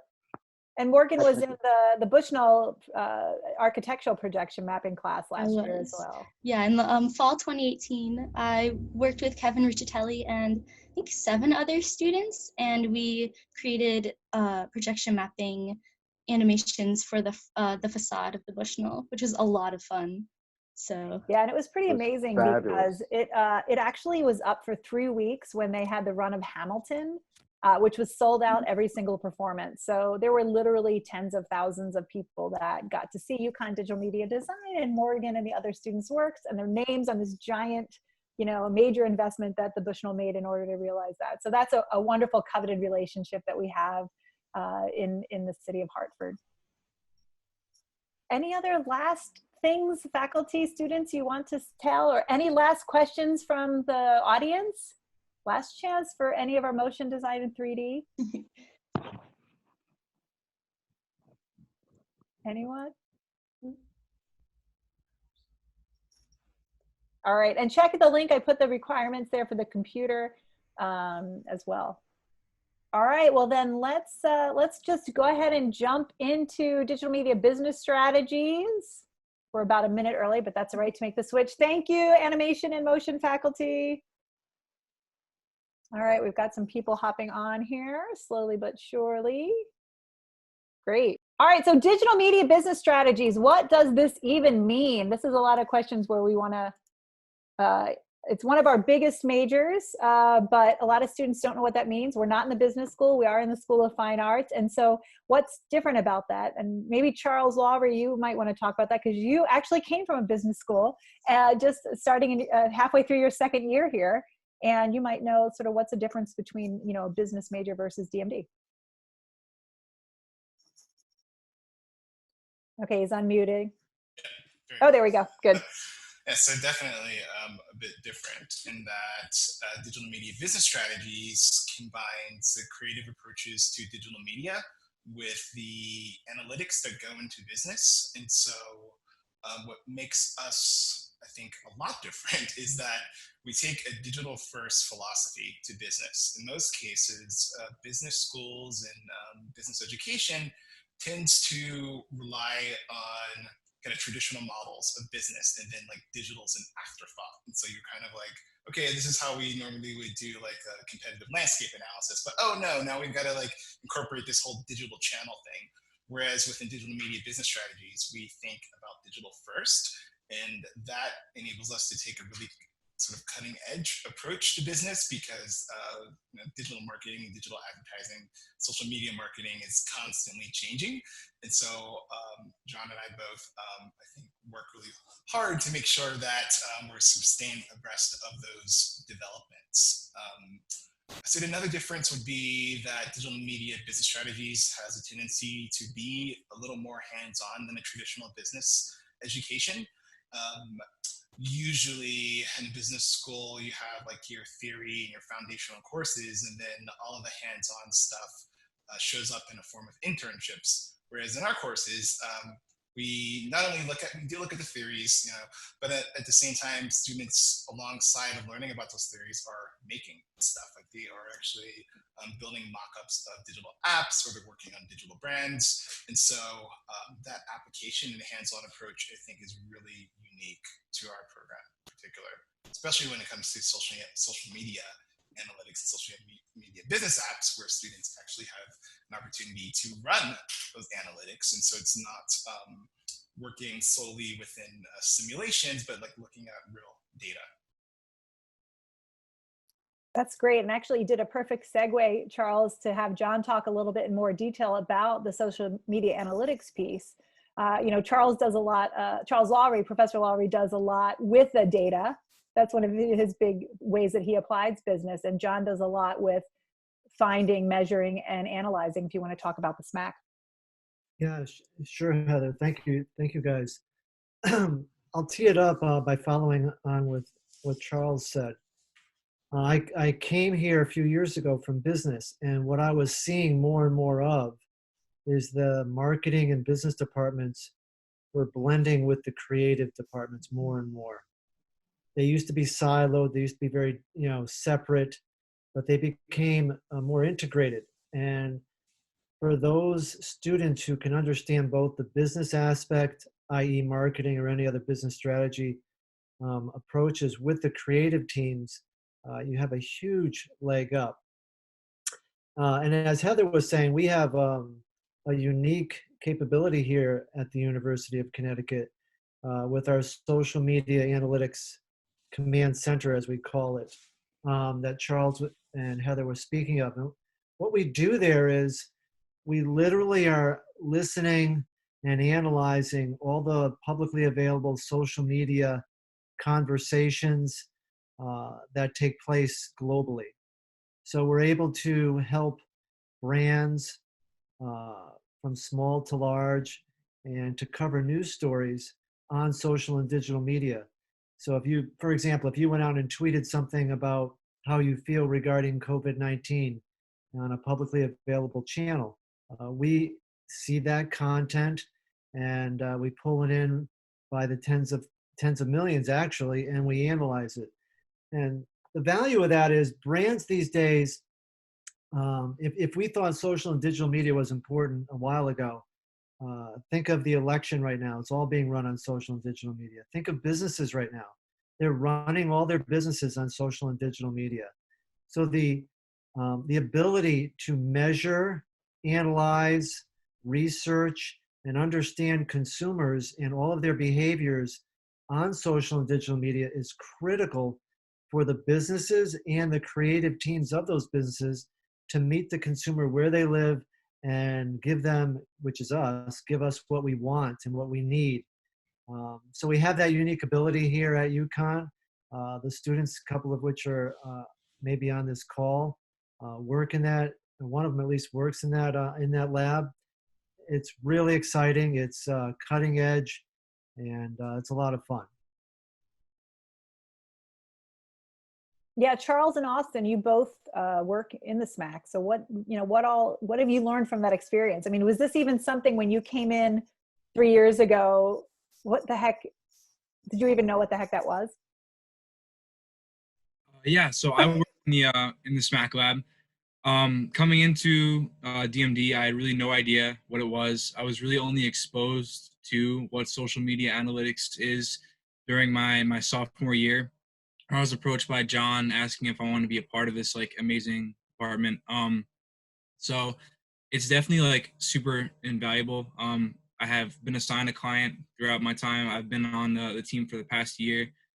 Whether it be client work or just research that we do, it's really interesting to put a what behind the why, or a why behind the what rather, getting these numbers to back up decisions that our clients are making, to gather this data and really see it pay off, and maybe sway some decisions that are being made by some people that we work with. So it's really interesting to see all the motives behind creative things that people are making and producing and putting out there in digital space. So it's definitely valuable in that sense. And it's just, data is limitless, and having it in a program such as DMD makes it less just about the numbers, but as kind of a partnership with creative aspects. So it's definitely different than anything else that I've ever been exposed to. It's amazing.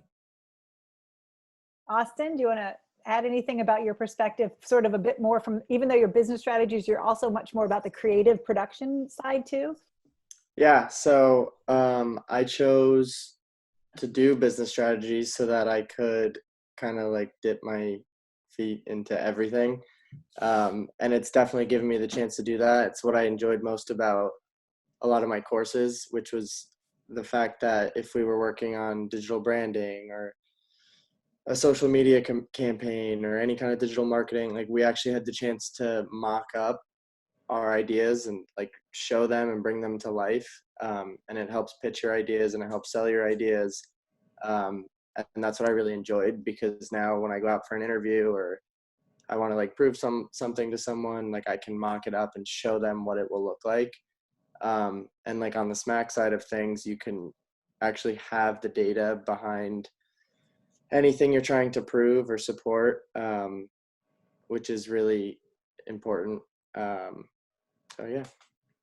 Yeah, so that's actually a great segue also to a little bit more detailed about agency. And I know John, you've taught it. Charles, you're currently teaching it. Tanju's been teaching that with you. But you know, agency is one. It's a 4,000 level class that every single student has to take at least once.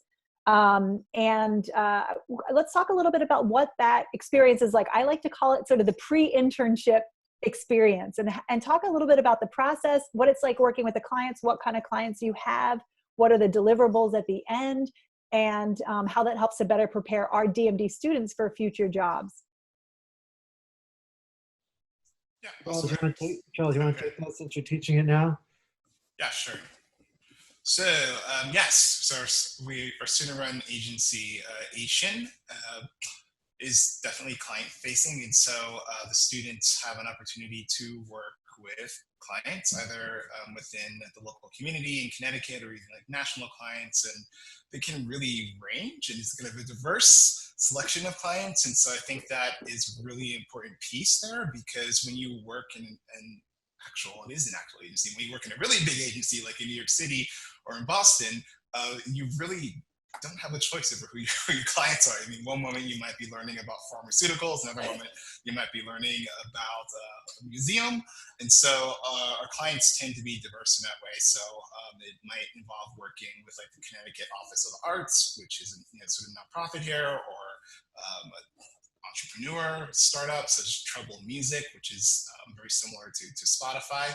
And so the students in agency work within smaller teams that represent a breadth of our different concentrations. And I think that's an important piece too, because you learn how to work with people who are sort of outside of your immediate, I guess, interests or expertise. And as you'll learn within design thinking, that often yields a lot more richer creative products. And so throughout the semester, students have deadlines, much like you would within an agency. And so you go through the process of first meeting the clients and doing an intake with the client in order to elicit their needs, onto brainstorming, then onto working all semester and checking back in with the client, and then doing a final presentation afterwards. And I'll say that initial phase of eliciting information from the clients, that's something that the students do. Like, I really try to really stay out of it. I mean, I'm definitely there to help as needed and to sort of lend an ear and to offer advice, but really the students take ownership of those projects, and for the most part they end up being really amazing I guess projects. Sometimes in a process, just like you do within a real agency, you'll have some hiccups along the way, and it's all meant to sort of emulate and have you experience that.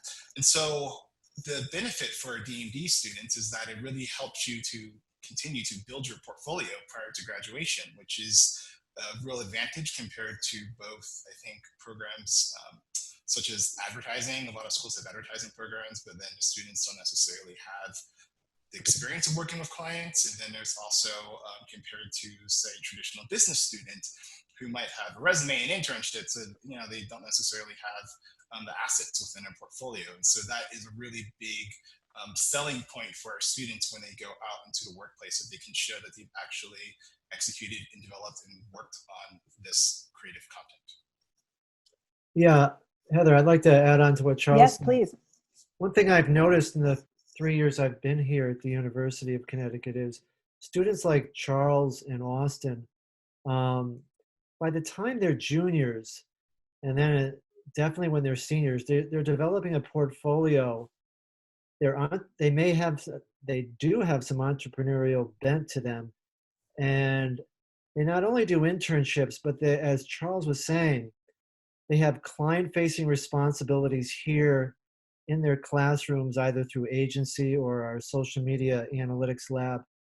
And they gain a lot of experience on, deadlines, project management, being, how to meet with a client and have a communication with them, how to put a status report together, such that by the time they have an internship in the summer, it's not your typical internship in a lot of the cases. They're actually working. And many times they get offered positions upon graduation at these major companies. And the feedback I get from the companies is your students show up already more prepared than people who are working here 2 years. And I think it's a credit to the students. It's a credit to the program. And I think we combine and balance education research and client-facing responsibilities very uniquely. I get constant feedback from vendors who are just thrilled with our students, that they're coming with a portfolio and they're coming with an ability to show up at a meeting and be productive from moment one. I will say, adding on to that, I don't think I've told any of you this actually, but at my summer internship at RCA Records, we had to come up with, they had an up and coming artist that they just signed, and we had to come up with a whole digital marketing plan for her. Like, how are we going to get her out there so that people can see her and that she can get bigger and get more streams and the whole bit. And I kind of took the lead on my group. Like, we got broken up into groups. It was like our our big final project at the end of the summer. And I kind of took the lead, organized the deck. We all kind of came up with ideas, but it was stuff that we do 3 times a semester in every class in DMD. I went on Talkwalker, got some analytics of who's interacting with her on social media, all kinds of stuff. And we ended up winning, and we won.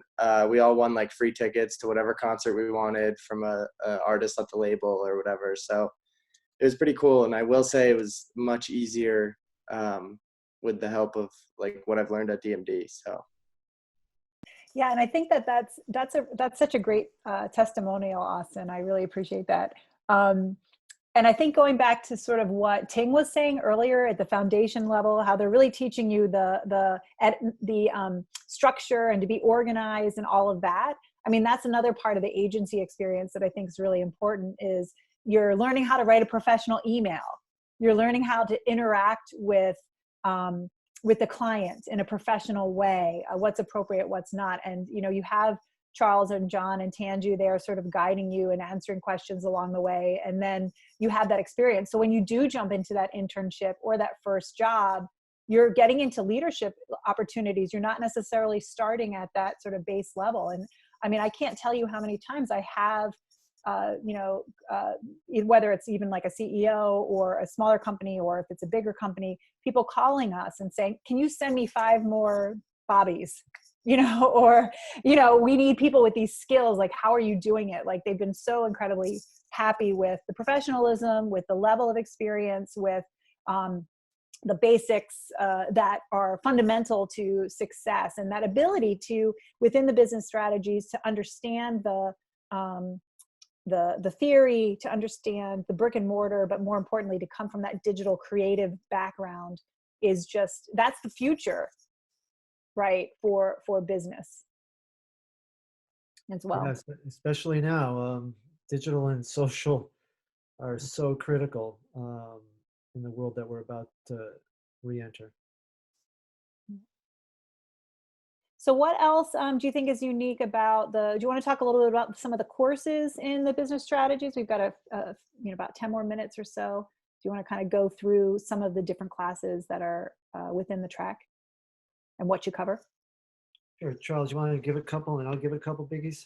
Yeah, sure. So one of the big ones, obviously, is digital consumer behavior. And so, as I was mentioning earlier about traditional business school, you would take a course within consumer behavior. And so we do an overview of sort of different psychological and sociological theories of why people buy certain things and why perhaps they communicate in a certain way.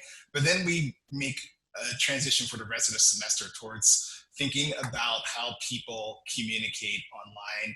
What does it mean to persuade an audience online? What does it mean to try to build a buyer's journey map and understanding people from the point of them making the decision of wanting to buy something onto actually like clicking send and checking out on the website.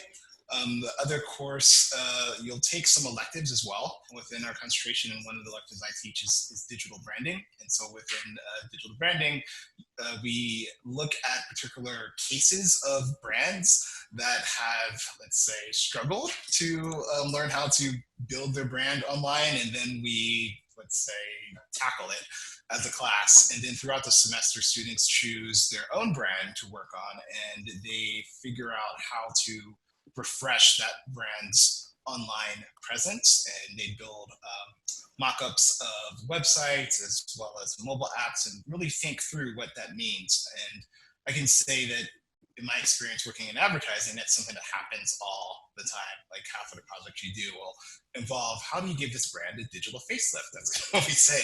And so it's really, I think, fun for students to walk through that process of revitalizing a brand online.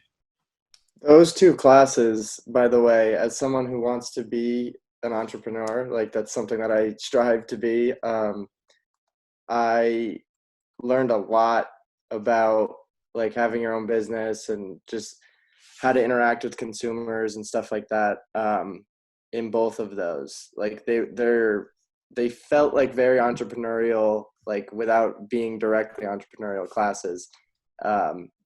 And they were like very helpful. I find myself like implementing things that I learned in those courses all the time without even realizing it. So 2 good classes. Great. And you're not an aspiring entrepreneur, you actually are an entrepreneur. Yeah, that's right. There's no such thing as an aspiring entrepreneur. Right. So John, do you want to talk about your specialties? Yeah, 2 of the classes I want to mention, one is social media business apps applications. And in that class, we know that all of you students in this generation, you guys all show up knowledgeable about a lot of social media apps.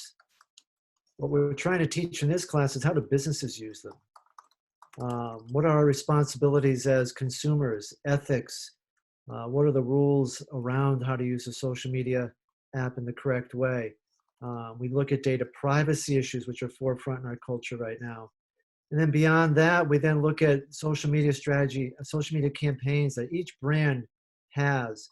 We try to teach the student why is brand X on these channels and not on other channels? And when they're on a specific channel, what's their purpose?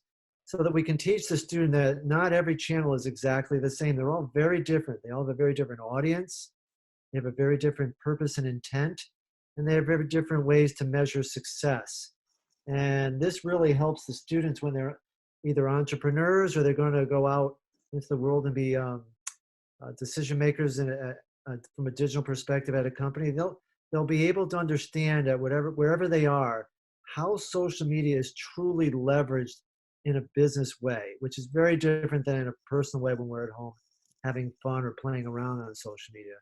So that's one of our most popular classes. Typically, we have a lot of students in that class. We have a lot of students from campus who want to take that class. And it changes every year.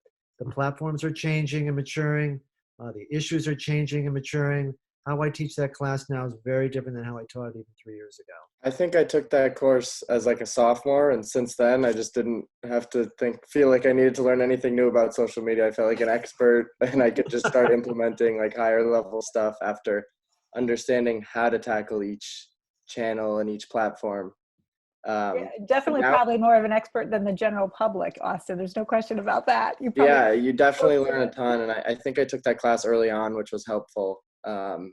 And now you're gonna have to start teaching about TikTok. We already are. So any of you listening out there now, it's so funny. My peers always ask me, so what do you know about TikTok? And what do you know about this? And it changes all the time. So I have to be good at all these platforms as they come on board. It's really quite interesting.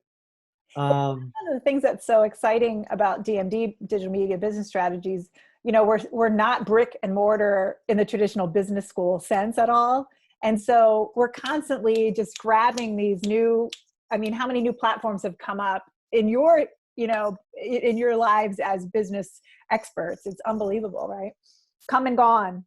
Oh, absolutely. And for example, the text we used 3 years ago is almost irrelevant now. Right. The other class I teach, which is a prerequisite to the social media analytics command center lab, is a class that we call digital analytics. And what that does is what Charles and Austin were speaking to, where you learn the importance of the analytical piece of the creative world. In this day and age, no matter how creative our job is or what our responsibility is within a company, whether it's our own or we work for a big firm, if we don't understand the analytics and the data behind our creatives, we're not going to get approved for a project. We're not going to get approved for funding. We're not going to be able to be measured after the campaign to see if we were successful. You literally can't go into a meeting anymore and say, hey, I've got an idea for a project, and then someone just approves it because it sounds like a good idea.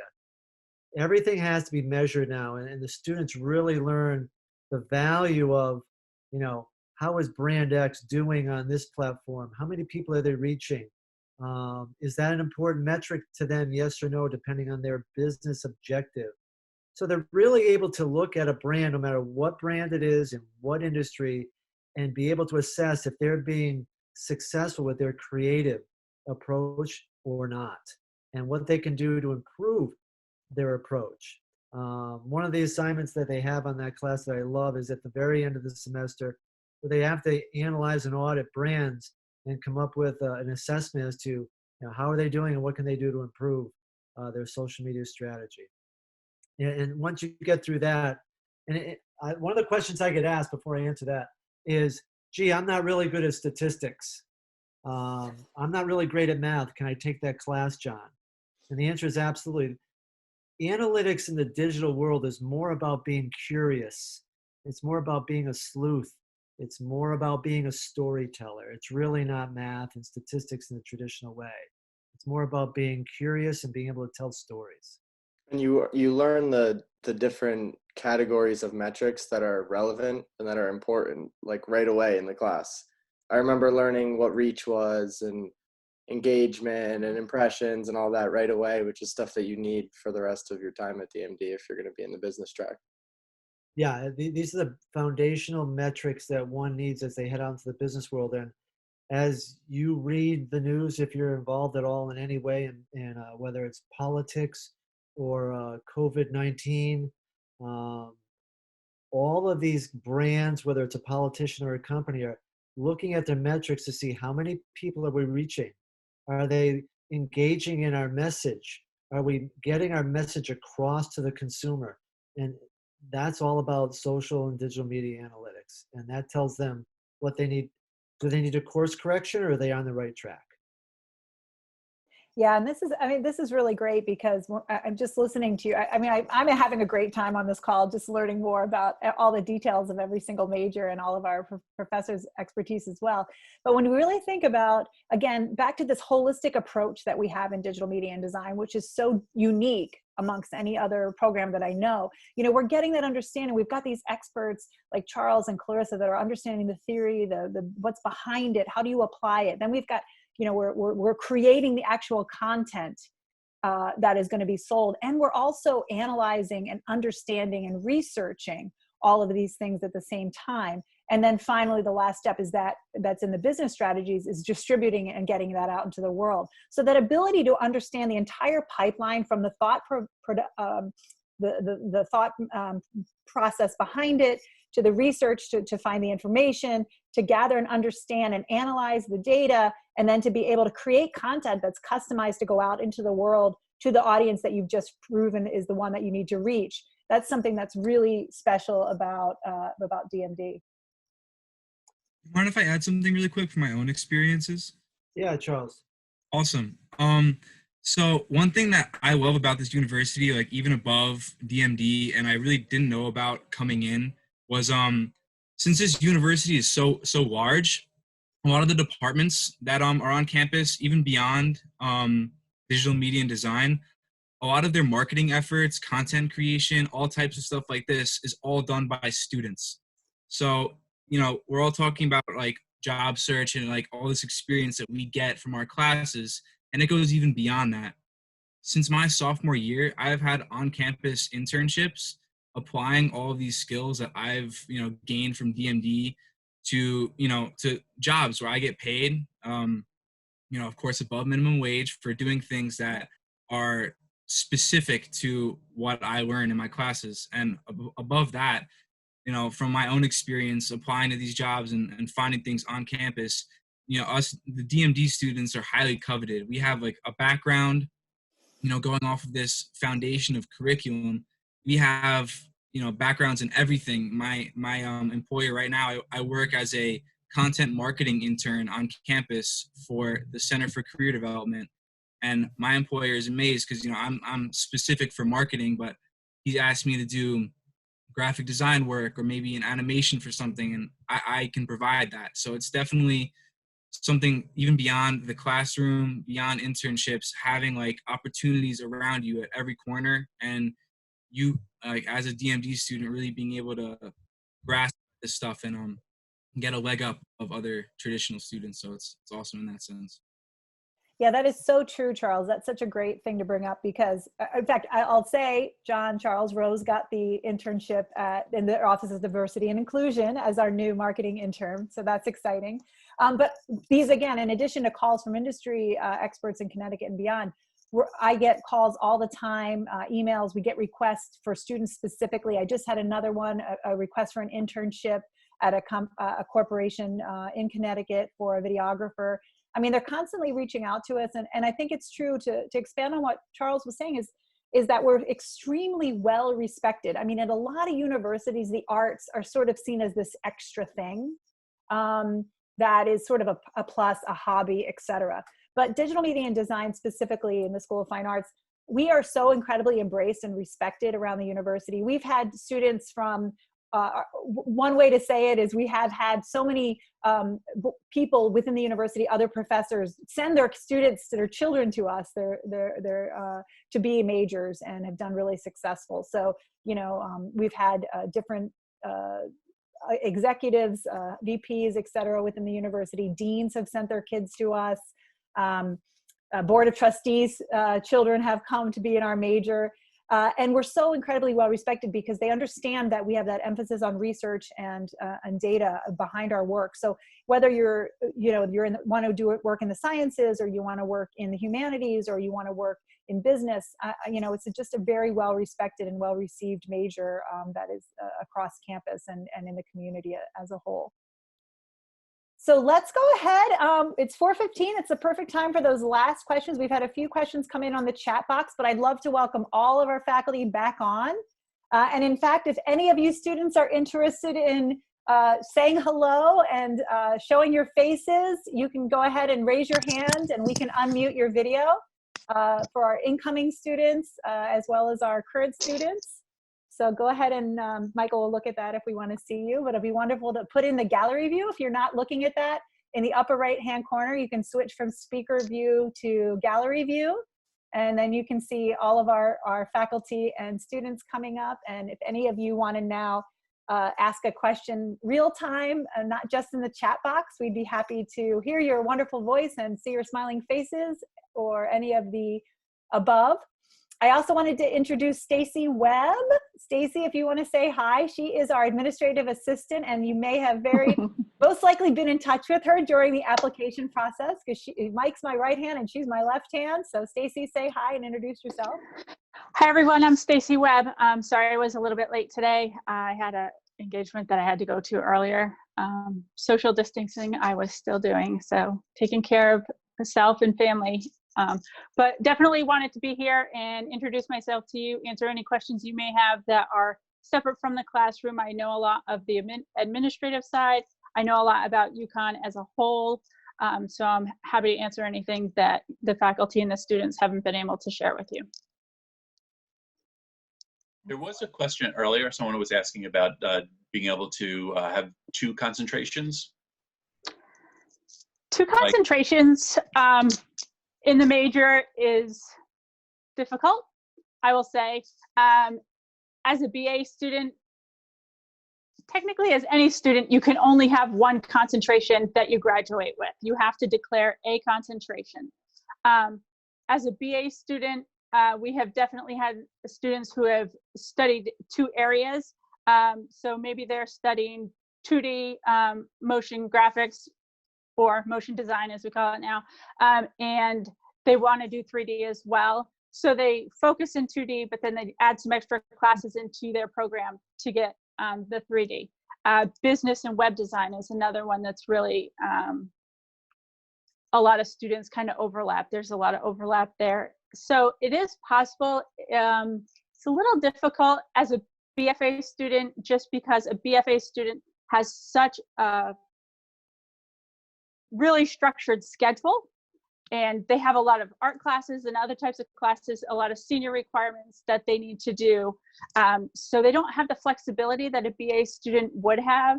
We've also developed now the BA Generalist, which really gives students a lot more flexibility to explore the different areas across all of the concentrations in one way, shape, or form. So maybe they do a little bit of film, maybe they do a little bit of the 2D animation, maybe they take some web design into it as well. So there is possibilities. It's just depending what area you're really focused in and what degree you're willing to get, or you really desire to get. If you want to be a BFA student, you want to be focusing in your concentration and getting as much knowledge as you possibly can. Whereas if you want to explore the different concentrations, you would really want to be a Bachelor of Arts degree.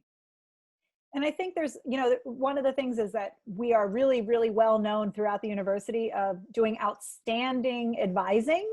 So all of our full-time faculty are also faculty advisors for the students, which is wonderful. And so a lot of times we wind up selecting the specific classes that'll work with those career plans and making them work within the plan of study.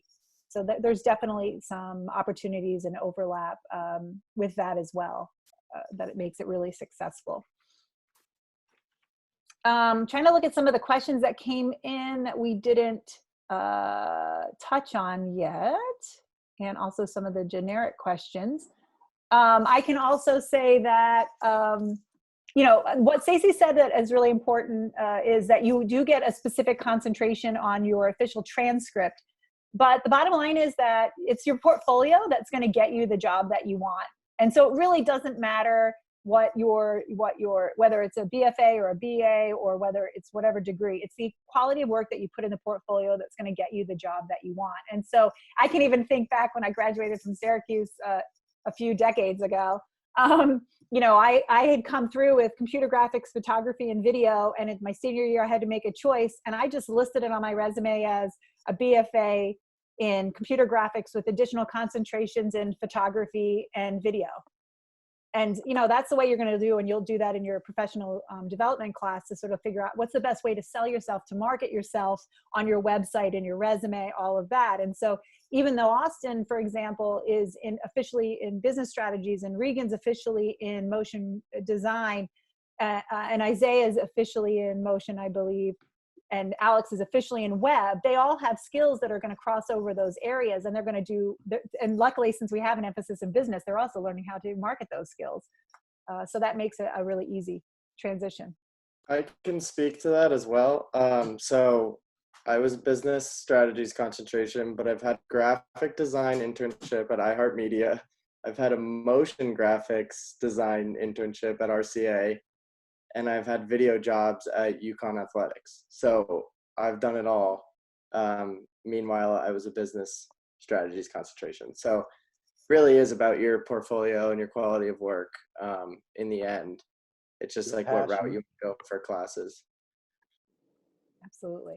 And you obviously have a passion for music, Austin, if you want to talk a little bit about that, because you've had internships at both iHeartMedia and RCA.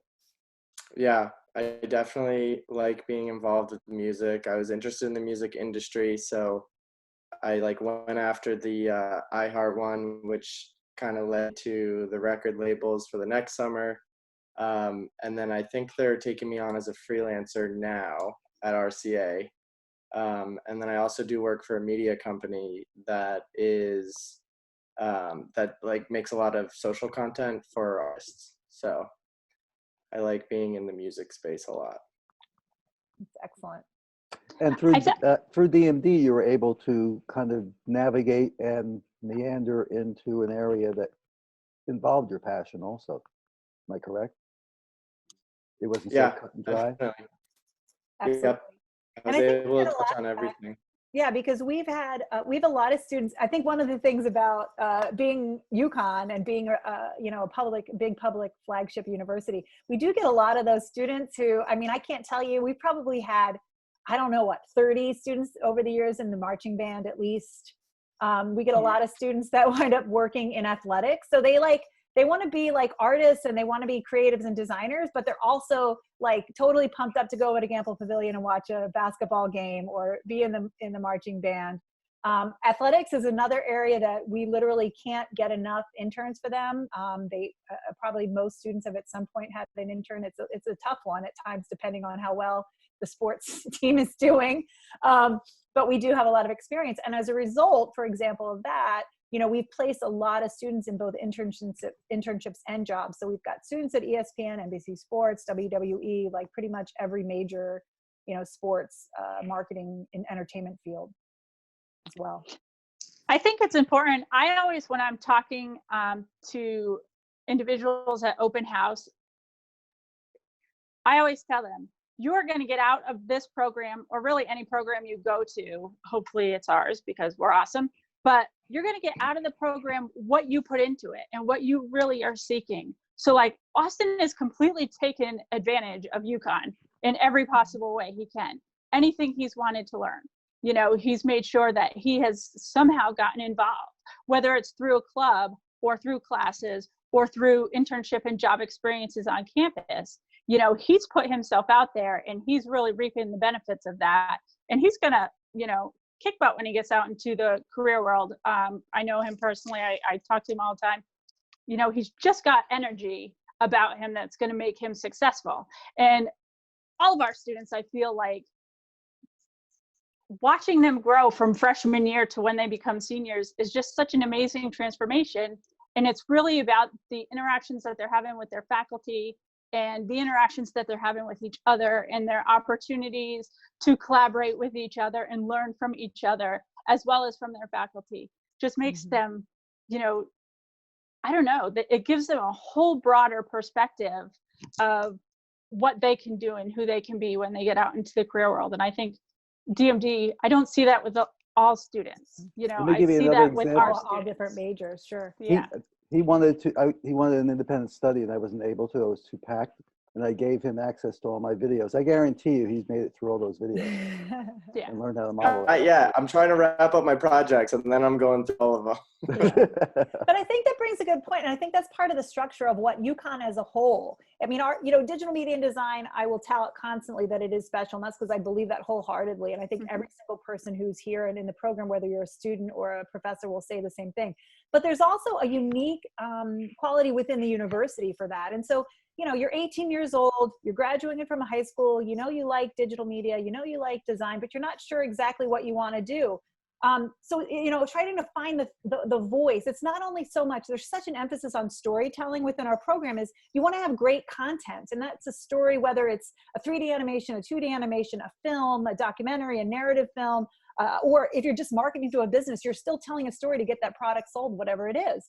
And so with this incredible opportunities on campus between the different humanities areas and that strong general education requirements, you can really tailor all the courses you're taking in your plan of study in the general electives to be courses that are going to help prompt you with ideas and things you're passionate about, so that you can create those stories and tell them about whatever topic, whether it's the environment or biology or human rights or diversity or sports medicine or whatever. There's classes across the university that you can tailor with the help of your advisor to find the thing that you want to tell a story about. And I don't know if any one of the students want to jump into sort of an example that they can think of on their own on how that was the case being here at UConn, where they took one class for their general electives that really had an impact in pivoting their direction of their work. I took the a non-DMD course called visual journalism in the journalism department, and I took it later in my undergraduate career, so it wasn't something that necessarily shaped how I did the rest of my undergrad, but it definitely changed the way I was looking at like how I did my photography outside of it. It taught me a lot of skills that I was able to bring back into DMD and use in later classes, stuff like that. And then also just talking with other students, like I found out about this class because like 10 other DMD kids had taken it the semester before, and everyone said, email this guy, get a permission number, take this class. It's really cool. And we're very, like, you obviously know about the DMD classes because you're hearing that from professors, but other students are telling you all about the classes to take outside of it. So I was writing in the chat before about Content Area 4 classes. I didn't know they offered German film, and I found out about that from older DMD students who said like, hey, you really want to do film? We don't have film here yet. Here are film courses I found. Like, it's very, everything is just a big conversation. You can find out anything you need from other students and the faculty here who are related to other departments. And it's true. I mean, and we really work closely. So working with journalism, working with communications, you know, when John took on this project of checking the social media analytics for this election cycle, you know, we reached out to the comm department and we reached out to political science because we wanted to work with experts, you know, that are really interested in contextualizing the work that we're doing in a different way. And similarly with the COVID-19 work that the SMAC team is doing as well. So that's sort of one little example. Human Rights Institute, we work constantly. I mean, you can't really think about documentary filmmaking without considering human rights issues because that's such an integral part. So we've been working really closely with them. You know, as Hiju and Anna have said, both of them have worked collaboratively in the sciences, working on different projects as well. So, you know, in regards to the idea of being on this huge campus with 28,000 students or whatever we have right now, I think what Regan said and what Austin has said really points to, like, we talk about us being a family. You know, we're a big department. We're the largest department in the School of Fine Arts, but we're the most dedicated and committed faculty you're going to find. And we're just there to help you, to guide the students and to make connections. You know, I have definitely, you know, use my department head pool to get a student in a class that maybe wasn't otherwise going to get in some cases. So we build these relationships because we're so well respected on campus. Like the journalism department, the comm department, like they don't hesitate to allow our students in, you know, to take their courses if there's seats available. So all of those things I think really help a lot as well.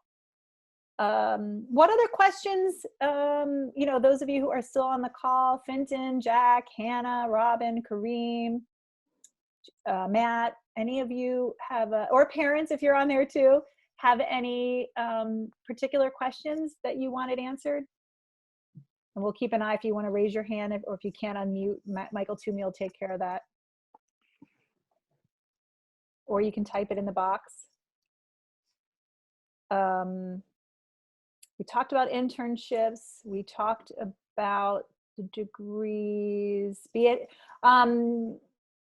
switching between the BA and the BFA, it's really easy. You don't have to worry about it because the freshman year is identical. Aside from a drawing class that you take as a BFA in the art department, it's really easy. You can make that switch like after the end of your first year. So that's not a problem. Minors, especially in the BA, and in fact in the digital culture major, we do have a minor requirement, but with any of the BA degrees, we do get a lot of minors. I think in the game program, we have a lot of computer science minors, also in web. That's probably one of the biggest minors. Stacy, what are some of the favorite minors? Business minor. Yeah, business strategies. We have a lot of students that do a communications minor, film studies minor, definitely studio arts. I think it's different for everybody. I think students really use the minor to explore the area that is of other interest to them. So I have students who have done like American Sign Language minor or you know, a Spanish minor. It's just really being able to study a little bit deeper into an area that interests you, but there's definitely some minors that really work well to enhance what you're doing in digital media. And that, again, is something that you talk to your advisor about and work through with them. And I've had students who have taken multiple minors. So there's always possibilities and opportunities. Yeah, have any of you have a minor? Any of the students that are on here right now? I No. was one course away, I think, from the comm minor, and I think I'm one course away from the studio art Studio minor, arts, too. yeah, your studio art minor. And I don't think I did either of them. I don't think I ended up finishing either of them because there was so much DMD stuff I wanted to keep taking. And I went after like 2. So really, like, if you go after 1, you could definitely finish it. I went after 2, which it's doable, but there was so much DMD stuff I wanted to focus on, so. Yeah, I think you chose your independent study or something that you did instead of finishing up your studio art minor. Yeah, I might have been getting like right now I'm getting real experience getting credits with a media company doing work for them. So I think I was choosing some like real experience over finishing some of those. So, but it's whatever preference you have, really.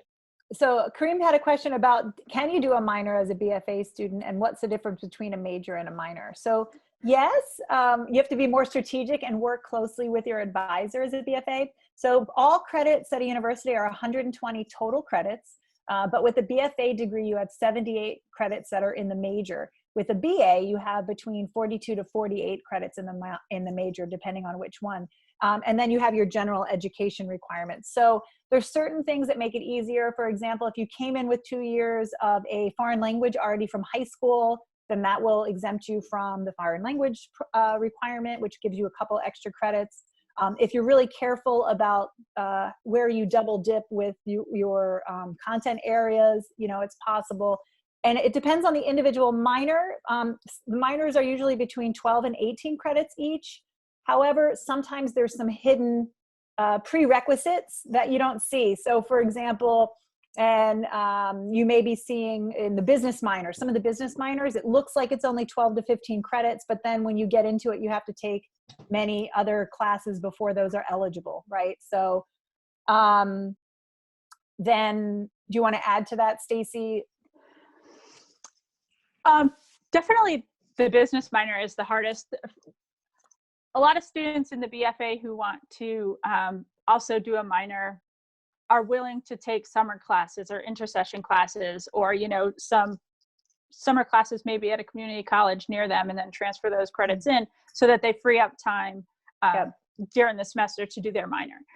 It's really, again, about what you want to do, what you're willing to do to get those additional credits into your plan of study. And again, strategically, you could look at gen eds and fitting them in. It's going to depend what your minor is or what your interest is and how we can make it work for you. But definitely BFA students have done minors. BFA students have studied abroad. BFA students have taken advantage of every opportunity a BA student is. It's just, you need to put a little bit more work into it, and there needs to be more commitment on your part to be able to manage the extra work. Plan ahead. Yeah, definitely planning ahead. Absolutely. And again, we have the most incredible faculty advisors. So really, you're going to work with those faculty advisors to figure out, how can I do it? So if you know you want to study abroad, you know, next year, once you're here, you know, you'll start working as a freshman even to say, okay, what do I want to take that's possible, you know, to help make that happen. So Hannah had a question. Wait a minute, if my high school didn't offer a foreign language, do I have to take it at all at the university? Yes, you need to take 2 semesters of a foreign language if you didn't have it at your high school. So it can be any foreign language. It just needs to be 2 semesters of the same foreign language. So Spanish, French, Chinese, Mandarin. Again, American Sign Language counts as a language here as well. So start thinking about it now. There's a lot of them on campus, a lot of opportunity. It's just working those into your schedule. Two semesters at UConn if you didn't get 3 years of the same language at your high school. And they will do a placement. So say you have 1 or 2 years at the high school, you can continue in that language when you get here. You don't have to like retake it. You can get credit for 1 year or 2 years, but they have to do the test. And for some students who can actually speak a second language very fluently, you can test out of your foreign language if you didn't do it at your high school. So if you're fluent in Spanish and English, you can test out. It's just, again, a process that we have to look into. But we have a lot of students that do that, that are bilingual. And yeah, Regan just put the link up there if you look at second language competency. The cool thing is though that the way that the structure, because we're at a big university, there's so many classes in that general elective side that you can find all the classes that are interesting and sort of related to stuff that you want to do and help enhance your work. Anything else? Faculty, anything I missed that you really want to highlight to say what we love about digital media and design? Here's what I'm going to say to any parents that are still on the call. My daughter graduated from this program in 2017. Every parent's worst nightmare is to have your kids go to college and graduate and live in your basement for the rest of their lives. My daughter's very successful. She works for a media hub for an advertising agency based out of Boston. She's in North Carolina. I think it's funny, we were listening to John talk about digital analytics, and when Katie had to take the digital analytics class, she was just like, God help me. And now in her career, she actually says that analyzing the data is the part of her job that she loves the most. So it's really interesting because math is not her thing, and like statistics is not her thing. She barely passed it to get the gen ed credit, but she just loves that piece of her job. So this program so far, I think, has been so successful in graduating students and them getting careers. And as a parent, like I said, I'm really proud to say that she graduated from digital media and design at UConn. I know Mike Vertife's son, and he has another child in the program right now that's, I think, maybe a senior next year and will be getting ready to graduate as well.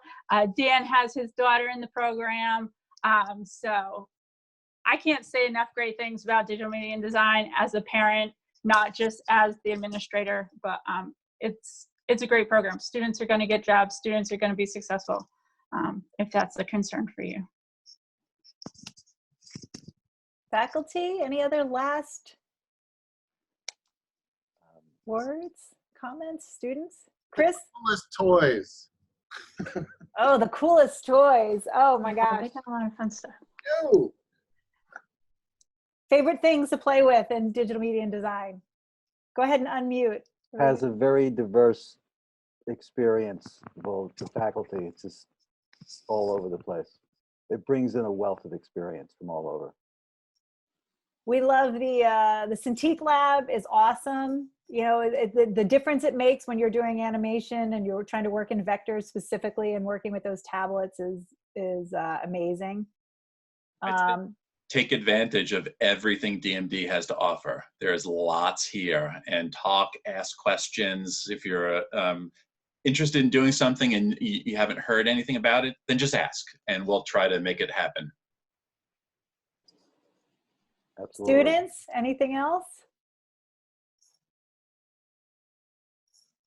All right. Well, thank all of you. If you have any more questions, you can find us all on the DMD website. You can email me, heather@uconn.edu. Any of these students and faculty, I'm sure, would also be happy to answer your questions. I know that this is such an incredibly difficult decision to make, to decide where you're going to spend the next 4 years, but I can promise you that we will do everything we can within the digital media and design family to make you feel welcome, to give you all the skills you need to succeed, and to have a really fun time doing all of that. So thanks for coming, and we hope we'll see you in August, and give us any questions along the way. Everybody unmute, please, and say hello, wave goodbye, everyone. Bye. Bye. Bye. Bye. Bye. Thanks for joining us. Thank you. Thanks, Hannah. Dropping on. Peace and Take care. blessings.